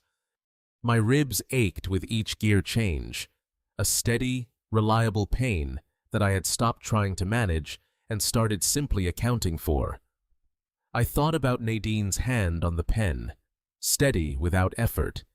I thought about what Daltrey had said on the porch, somewhere between the east side of the city and the road up toward my cabin. I became aware of something I had not felt in the weeks since I had first noticed the look on Calla's face in the cereal aisle of a grocery store on a Tuesday afternoon in September. A thing that was not hope, exactly, and not relief, exactly, but that carried the quality of both, something that felt for the first time in a long time like certainty. We had been in Ben's only downtown hotel that accepted last-minute bookings for 3 days. It had been Percival's suggestion, made quietly and without elaboration at the end of our final pre-trial meeting, that Calla and I should not be staying at the cabin during the days immediately preceding the hearing. I had not asked him to explain his reasoning. The cabin's front window had been repaired, but some thresholds once crossed do not return to what they were before. Calla had agreed without discussion, and we had checked in on a Thursday evening with 2 bags between us and spent the following days doing the small, ordinary things that people do when they are waiting for something that cannot be hurried. The morning of the trial. I was awake before 5. I knocked on the door of her room at 7:15, carrying 2 cups of coffee from the machine at the end of the corridor. She called for me to come in. The door was unlocked. She was sitting at the narrow vanity table against the far wall in the chair that the room provided for the purpose, looking at herself in the mirror, not applying anything, not arranging anything, simply looking. Her hands were flat on the surface of the table on either side of the coffee cup she had already made for herself, and her reflection looked back at her with an expression that I could not fully read from the doorway. I set the second cup beside hers and stood at the edge of the room without speaking. There are moments that do not require commentary, and I had learned over the course of the past 2 months which ones they were. After a while, she said, "I keep trying to remember the last time I looked at myself like this." I did not answer because the sentence was not a question. Percival arrived at 8 o'clock. He sat in the single armchair in the corner of the room with the trial folder open across his knee and went through the day's sequence one final time, not because any of us had forgotten it, but because that is what preparation looks like at the end of a long process, when the work is finished. and what remains is the discipline of not second-guessing it. He explained again the structure of the proceeding. Beckett's attorney had opted for a bench trial, the decision rendered by a judge alone without a jury. It was, Percival noted, a calculation that made a particular kind of sense from the defense perspective. Juries respond to emotion. A jury looking at Calla might respond to her in ways that were difficult to predict and harder to control. A judge, the reasoning went, would apply the law with clinical impartiality and might be less susceptible to the weight of two women's testimony. It was, Percival said, with the flat, settled certainty of someone who had tried cases before both a miscalculation. A jury could be swayed by a well-constructed narrative. A judge who had spent 30 years on the bench in Deschutes County had reviewed enough documentation to understand without prompting the difference between an isolated incident and a deliberate sustained pattern of coercive control. The evidence we were presenting was not emotional. It was architectural. It had been built over 6 months by a former insurance investigator who had spent his career constructing arguments that held up under professional scrutiny. Emotion was Beckett's territory. Documentation was ours. The bench trial also moved faster. 2 months between the incident and the trial date was achievable precisely because there was no jury selection process, no extended voir dire, no drawn-out procedural delays. The evidence had been authenticated. The witness list confirmed the motions filed and ruled upon. We were ready. Beckett was not, though his attorney had not yet fully understood that. When Percival left to go over final filings at the courthouse, Calla and I sat for a few minutes in the quiet of the hotel room. The window looked out over a side street, gray and still in the January morning. A thin layer of new snow on the parked cars and the windowsills of the building opposite. "Were you scared?" she asked. "When you were collecting all that evidence, all those months?" I considered giving her the answer that would have been most reassuring. Then I considered that she had spent 2 years in a situation where the people around her had been careful always about what they said and what they left out. And I set that impulse aside. "Every single day," I said. Scared that I was moving too slowly. Scared that something would happen before I had enough. Scared that one piece of it would not hold up and the whole case would come apart. She was quiet for a moment. "How did you keep going?" "Fear does not mean stop," I said. "It means be careful." She looked at the window for a moment. Then she stood up from the edge of the bed and crossed to the small closet where she had hung the clothes she had brought. She looked at them for a moment. 2 options, both appropriate. Neither of them the kind of choice that required any input from me. She reached in and made her selection without asking. I had not seen her do that, make a simple autonomous choice about something that belonged entirely to herself in longer than I could accurately track. It was a small thing. It was not a small thing. She dressed without comment. She checked her reflection. Once briefly, made no adjustment, and turned from the mirror. "I am ready," she said. The Uber dropped us at the Deschutes County Courthouse at 9:40. The building's stone facade was the same pale gray as the January sky above it, the flag above the entrance moving in a slow, cold wind coming down from the Cascades. Percival was waiting on the steps with his briefcase and the particular settled stillness of a man who has done this enough times to have stopped being nervous about it. Beckett's car was already in the lot across the street. The black Range Rover engine off one of his attorneys, visible through the passenger window, reviewing documents with the focused, forward-leaning posture of someone who has not yet received the information that would change his orientation. We went inside. The corridor of the courthouse smelled of old stone and floor wax, warm after the outside cold. The particular institutional warmth of buildings that have been heated against winter for many decades. We checked in at the clerk's window, confirmed the courtroom assignment, and walked the length of the corridor to the double doors at the far end. I pushed the door open. Beckett was already seated at the defense table on the far side of the room. He was wearing a dark jacket over a collared shirt. Not the suit. Not the charcoal presentation of the man on the courthouse steps in November. Not the pressed confidence of the hospital corridor. The jacket was what it was. The clothes of a defendant sitting in the position that the proceeding had assigned him in a room that no longer belonged to him in any of the ways that rooms had previously belonged to him. I looked at him across the courtroom.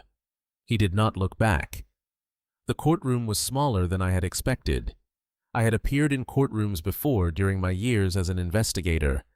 Depositions, evidence submissions, the occasional subpoena that required my physical presence rather than just my documentation. Those rooms had always seemed large in my memory, high-ceilinged and formal, weighted with their own institutional gravity. This one was functional and modest, with wood-paneled walls and fluorescent lighting and a gallery that held perhaps 40 people. Most of them locals who had followed the case in the bulletin and had decided that a Tuesday morning in January was worth attending. I walked to the witness stand when my name was called and sat down and looked at the middle distance in front of me above the heads of the people in the gallery.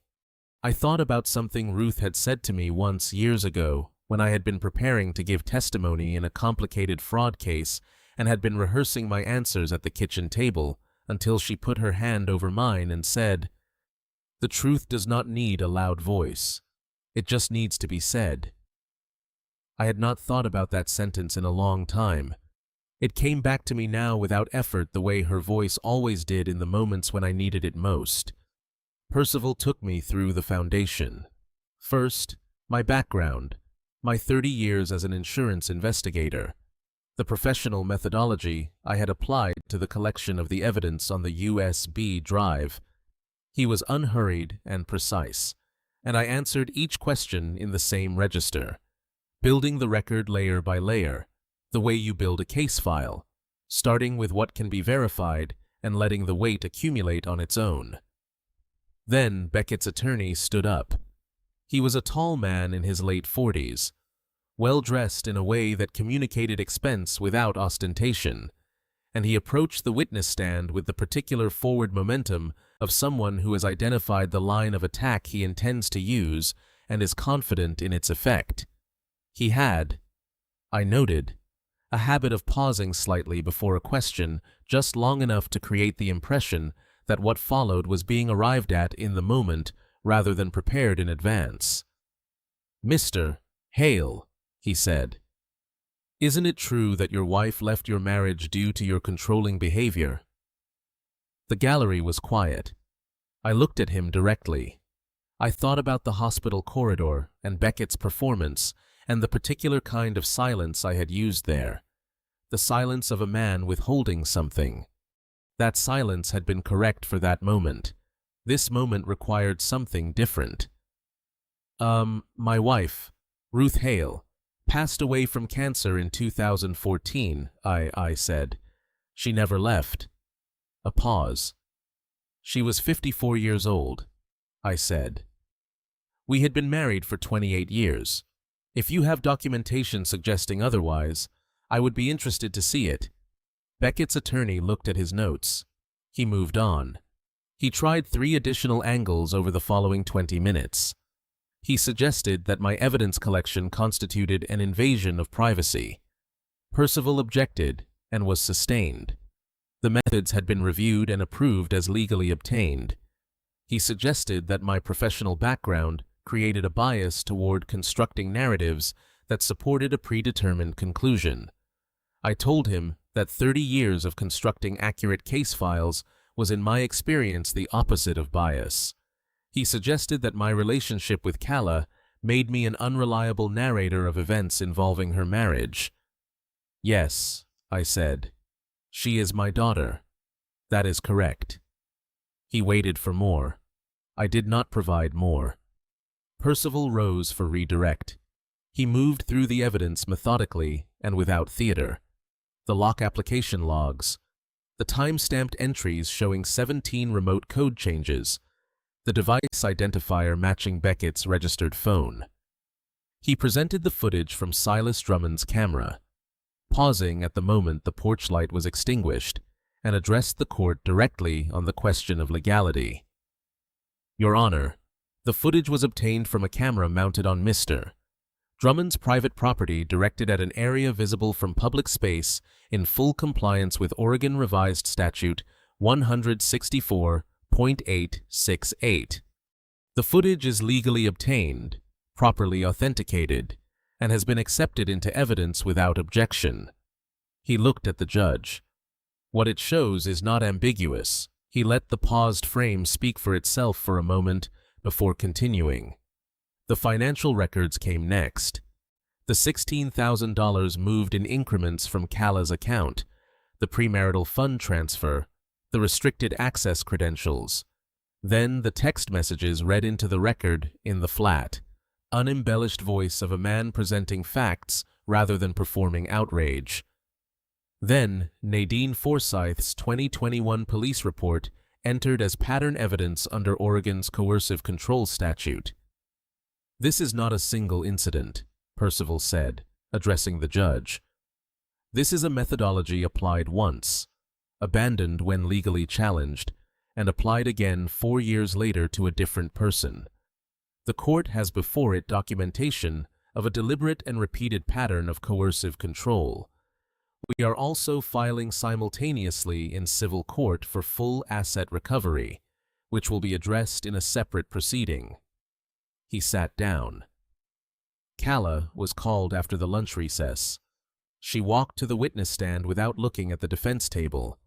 She sat down, adjusted the microphone, and looked at the wall above the gallery with the same level forward attention she had used in the hotel room mirror that morning.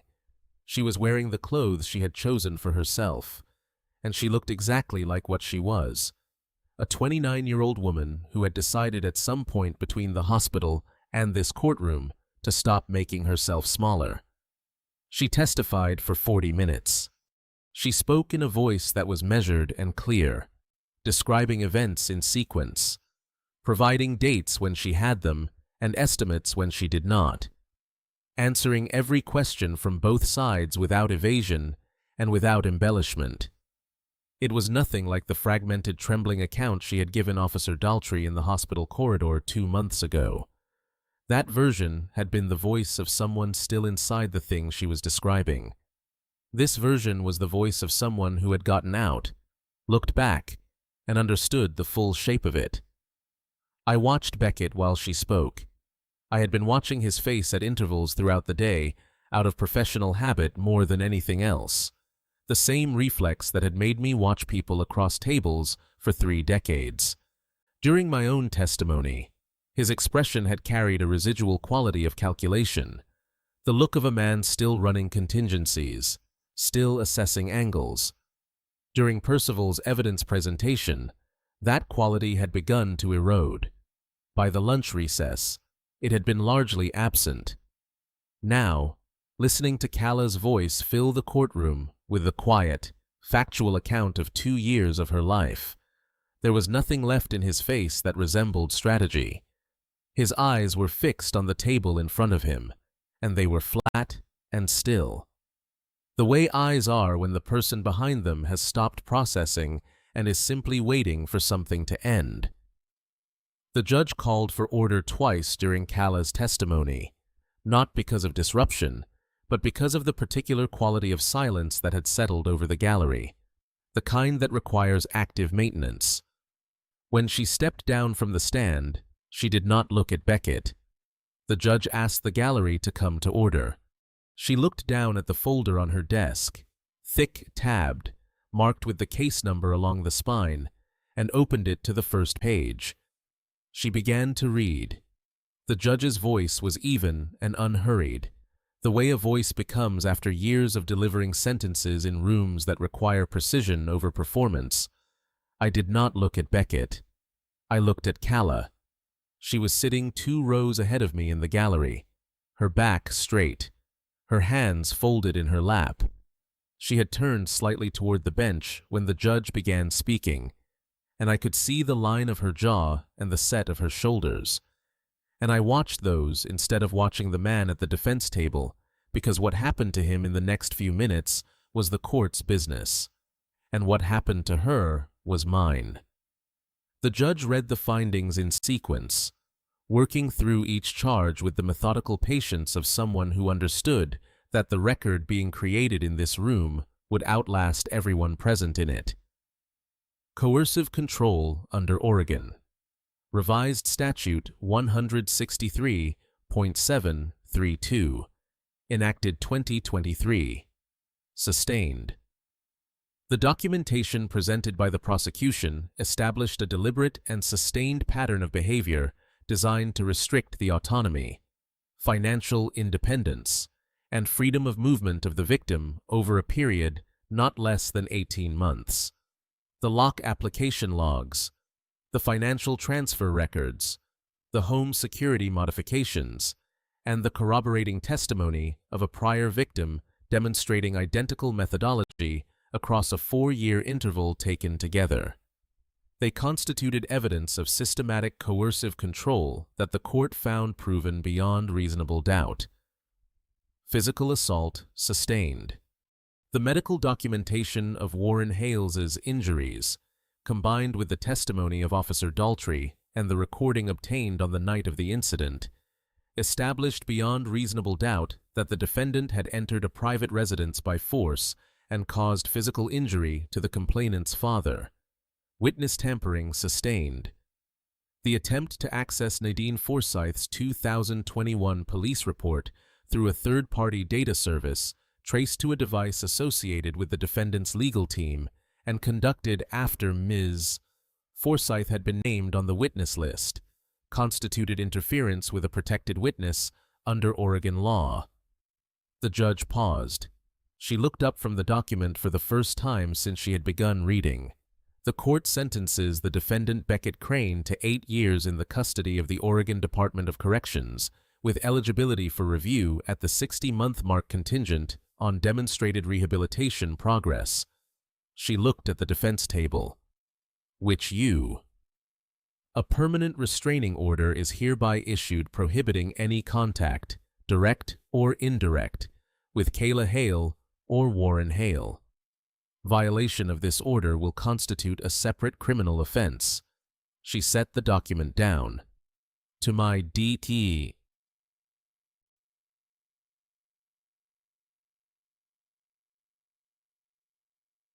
With respect to the civil matter filed concurrently in Deschutes County Circuit Court, the liquidation order for the defendant's assets, including the Ridgecrest Drive property, associated business holdings, and personal accounts will proceed under the jurisdiction of that court. Distribution to the named complainants will be administered through the court-appointed trustee. She looked at the clerk. We are adjourned. The sound that followed was not loud. It was not the kind of moment that produces outbursts or demonstrations. It was instead a collective release of held breath. 40 people in a gallery who had been very still for a very long time, all of them returning at once to the ordinary business of breathing. I sat where I was for a moment. I had expected, when I thought about this moment over the preceding weeks, to feel something with more definition relief, perhaps, or the particular satisfaction that arrives at the end of a long and difficult piece of work. What I felt instead was a very large silence, like the silence after a storm has moved through and taken the wind with it, and the trees are still, and the air is clean, and there is nothing left to brace against. Beckett was led from the defense table by a court officer. He did not look at the gallery. He did not look at Kayla, or at me, or at anything in particular. He walked through the side door with the particular forward attention of a man who has already begun the internal work of separating himself from the room he is leaving. I did not watch him until he was gone. The corridor outside that courtroom was warmer than the room itself, and the light was different, less institutional. The kind of pale winter light that comes through tall windows and does not demand anything of the people standing in it. Nadine was there. She had not been in the gallery during the proceedings, her choice made through Percival, and one I had not questioned. She was standing near the far end of the corridor, her coat folded over one arm, and when Carla came through the doors, she looked up. They regarded each other for a moment across the width of the hallway, two women who had arrived at the same point by different routes and at different costs. And then Carla crossed the corridor and stood beside her. They did not speak. They did not embrace. They simply stood next to each other in the pale winter light, both of them looking at nothing in particular, occupying the same space in the way that people do when words are not the right instrument for what they are carrying. I watched them from a distance and did not approach. Silas was waiting near the main entrance hat, in hand his canvas jacket buttoned against the cold that came through the glass doors every time someone pushed through them. He had been in the gallery for the full proceeding in the back row, and he had left quietly when the room began to empty. He looked standing there like a man who had set something down that he had been carrying for a long time, lighter but also uncertain. The way you feel when a weight you have grown accustomed to is suddenly no longer there. He extended his hand when he saw me coming. I took it. The tremor was still there, fine and persistent, but his grip was firm. "Did we do right?" he asked.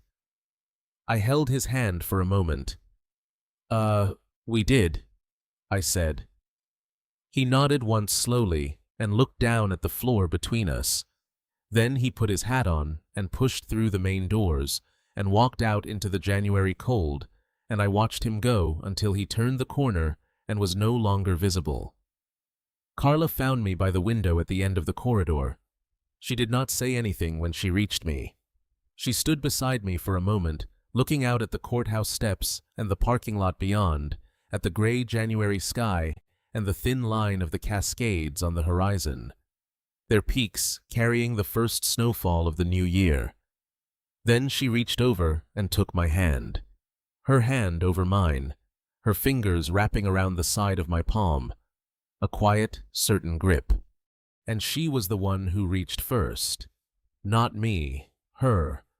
I looked out the window at the gray sky and the snow on the mountains, and I thought about Ruth and about the cabin and about a knock on the door at 4 o'clock in the morning 2 months ago that had set all of this in motion, and about all the things that it had to hold together in order for us to be standing here now in a courthouse corridor in January with the worst of it behind us. This was not an ending. I understood that clearly. There would be the civil proceedings and the slow work of recovery and all the ordinary days that would need to be built one at a time into something that resembled a life. None of that was finished. Most of it had not yet begun. But Kayla's hand was in mine, and she had put it there herself. And outside the window, the mountains were still standing, and that was enough to begin with. The garden was not much yet. A raised bed of rough-cut cedar along the south fence filled with soil. I had turned by hand the week before. 6 tomato starts in terracotta pots along the back wall, still young enough that they needed staking. A row of garlic planted before the last frost that had come up crooked but present, pushing through the dark earth in the particular determined way that things grow when the ground finally lets them. I had been out here since 6:30, working without urgency in the way that I had forgotten was possible. The kind of morning work that does not have a deadline, that does not require documentation or precision, that asks nothing more of you than your presence and your hands. The air smelled of pine resin and wet soil, and the particular clean quality that follows a spring rain. Behind the low fence at the property's edge, the ponderosa pines began the same trees, the same species, the same dense dark architecture of branch and shadow that Kala had moved through on a November night 6 months ago. I had thought, when we first looked at this house, that the forest behind it might feel like the wrong thing to look at every morning. I had been prepared to find another property. It did not feel like the wrong thing. In the May morning light, with the sun coming through the upper branches in long angled columns and the birds moving in the canopy overhead, the forest looked like what it had always been before that night made it something else. Ordinary and beautiful and entirely indifferent to what human beings had done inside it. I stood at the fence for a moment and looked at it and let it be what it was. Kala had registered for the autumn semester in March. She had told me over dinner one evening, without preamble, the way she had begun telling me things directly, without the careful management that had governed every word she spoke in the years before. Psychology, she said. She had been thinking about it for some time. She wanted to understand certain things, and she had decided that understanding them formally, in a structured way, with people who had spent their careers mapping the territory, was the right approach. I had not said much. I had asked which university. I had asked about the schedule. I had asked whether she needed anything from me to make the enrollment work. She had said she had it handled. I had said good. That had been the whole conversation, and it had been exactly the right length. Silas came every Sunday. He brought cornbread wrapped in a cloth still warm from his oven, and he sat at the kitchen table with his coffee, and did not require much conversation, which suited both of us. He had lost weight since November, not unhealthily, but in the way that people lose the weight of something they have been carrying for a long time. He asked about Kala each week and listened to the answer with the full, unhurried attention of someone for whom the question was not small talk. Nadine had sent a card from Portland in February and another in April. Both were brief. The first said she had found an apartment she liked and a therapist she trusted.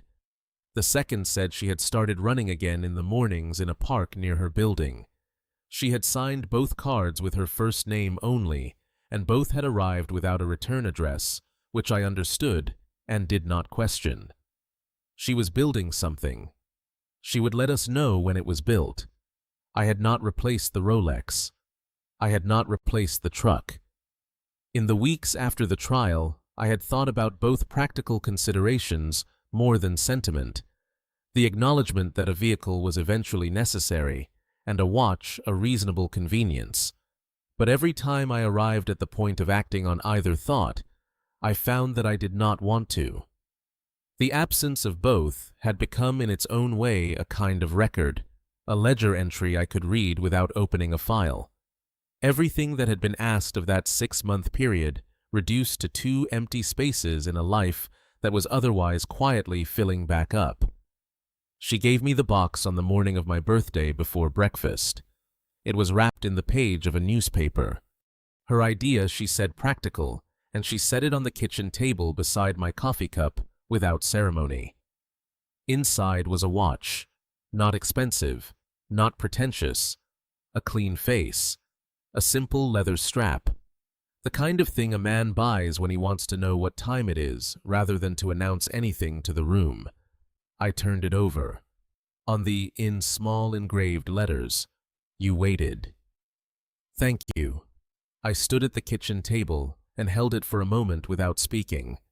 I thought about Ruth, who had given me a watch once with a note about a man who always knew what time it was, and who had understood better than I ever told her that knowing what time it is matters far less than knowing what something is worth waiting for. She had said to me once in the last year of her illness that family was not something you were given. It was something you chose to protect day after day, regardless of the cost, and that the cost was never the point, because the thing you were protecting was always worth more than whatever you gave up to keep it. I had written it in a case file once years ago in the margin of a page because I did not want to forget it. I had not forgotten it. The morning moved around me in the way that good mornings do, slowly, without agenda. The light changing on the pine canopy as the sun climbed above the tree line. Then Kayla called from inside the house. not calling for anything specific, just the sound of my name. The way you call someone when you want them to come in for coffee when breakfast is close to ready. When the kitchen is warm and there is no particular reason to stay outside except that outside is where you happen to be. I looked at the watch in my hand. I put it on my wrist for the first time. I walked back across the garden toward the open door where the smell of coffee was already finding its way out into the morning air and the light on the ponderosa pines was green and clean and still. And the house behind the door was not quiet the way it had been quiet for 11 years. It was full in the small and sufficient way that houses become full when the people inside them have finally stopped waiting and started living. Looking back now from this garden in May, I understand something I could not have articulated when this all began. I waited too long. I saw the signs in September and told myself I needed more time, more evidence, more certainty before I moved. What I actually needed was courage, the willingness to step forward before everything was perfect, before the case was airtight, before I was certain I would win. If you are watching someone you love disappear one quiet degree at a time, do not make my mistake. Do not wait until the damage is complete. Say something. Show up. The cost of waiting is always paid by the person you are trying to protect. Every grandpa stories worth telling carries the same lesson underneath it. Love is not a feeling you hold privately. It is a decision you make out loud in the cold at great personal cost when it would be easier to stay inside. This is a family story that required every person in it to choose more than once, whether to act or to look away. Nadine chose to come forward despite everything she stood to lose. Silas chose to carry a box downtown instead of keeping his curtains closed. Calla chose to walk through a frozen forest toward a light she was not certain was real. These are not dramatic gestures. They are ordinary human decisions made under pressure, and they are the only things that ever truly change anything. I am not a man who speaks about faith easily, but I believe, as Ruth believed, that something larger than coincidence places the right people beside us at the right moment, in the middle of that November, when I had no truck, no watch, and nothing but a USB drive, and a daughter who had nearly been lost entirely. I felt that presence. Call it what you will. I call it grace. And I am grateful for it. Every grandpa story's truth I have ever carried comes down to this. The people worth protecting are always worth the cost. That does not change with time. It only becomes clearer. Thank you for walking with me to the end of this family story. If Warren's long silence, the months of waiting, the watch he sold, the evidence he built in the dark stayed with you, I would genuinely like to know what you would have done in his place. Leave a comment below. Would you have acted sooner? Would you have trusted the legal process earlier? Would you have made the same choices he made when it mattered most? If this grandpa story's journey moved something in, you consider subscribing so you do not miss what comes next. Every story on this channel is built on the same conviction Warren carried through that November, that showing up for the people you love is never the wrong decision, regardless of what it costs you. A note offered in good faith.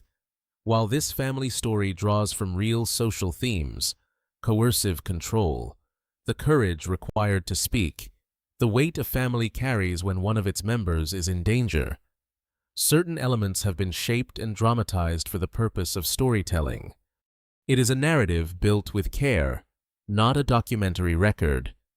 If this style of content is not what you are looking for, there is absolutely no pressure. Explore whatever serves you best. But if it is, I am very glad you found your way here.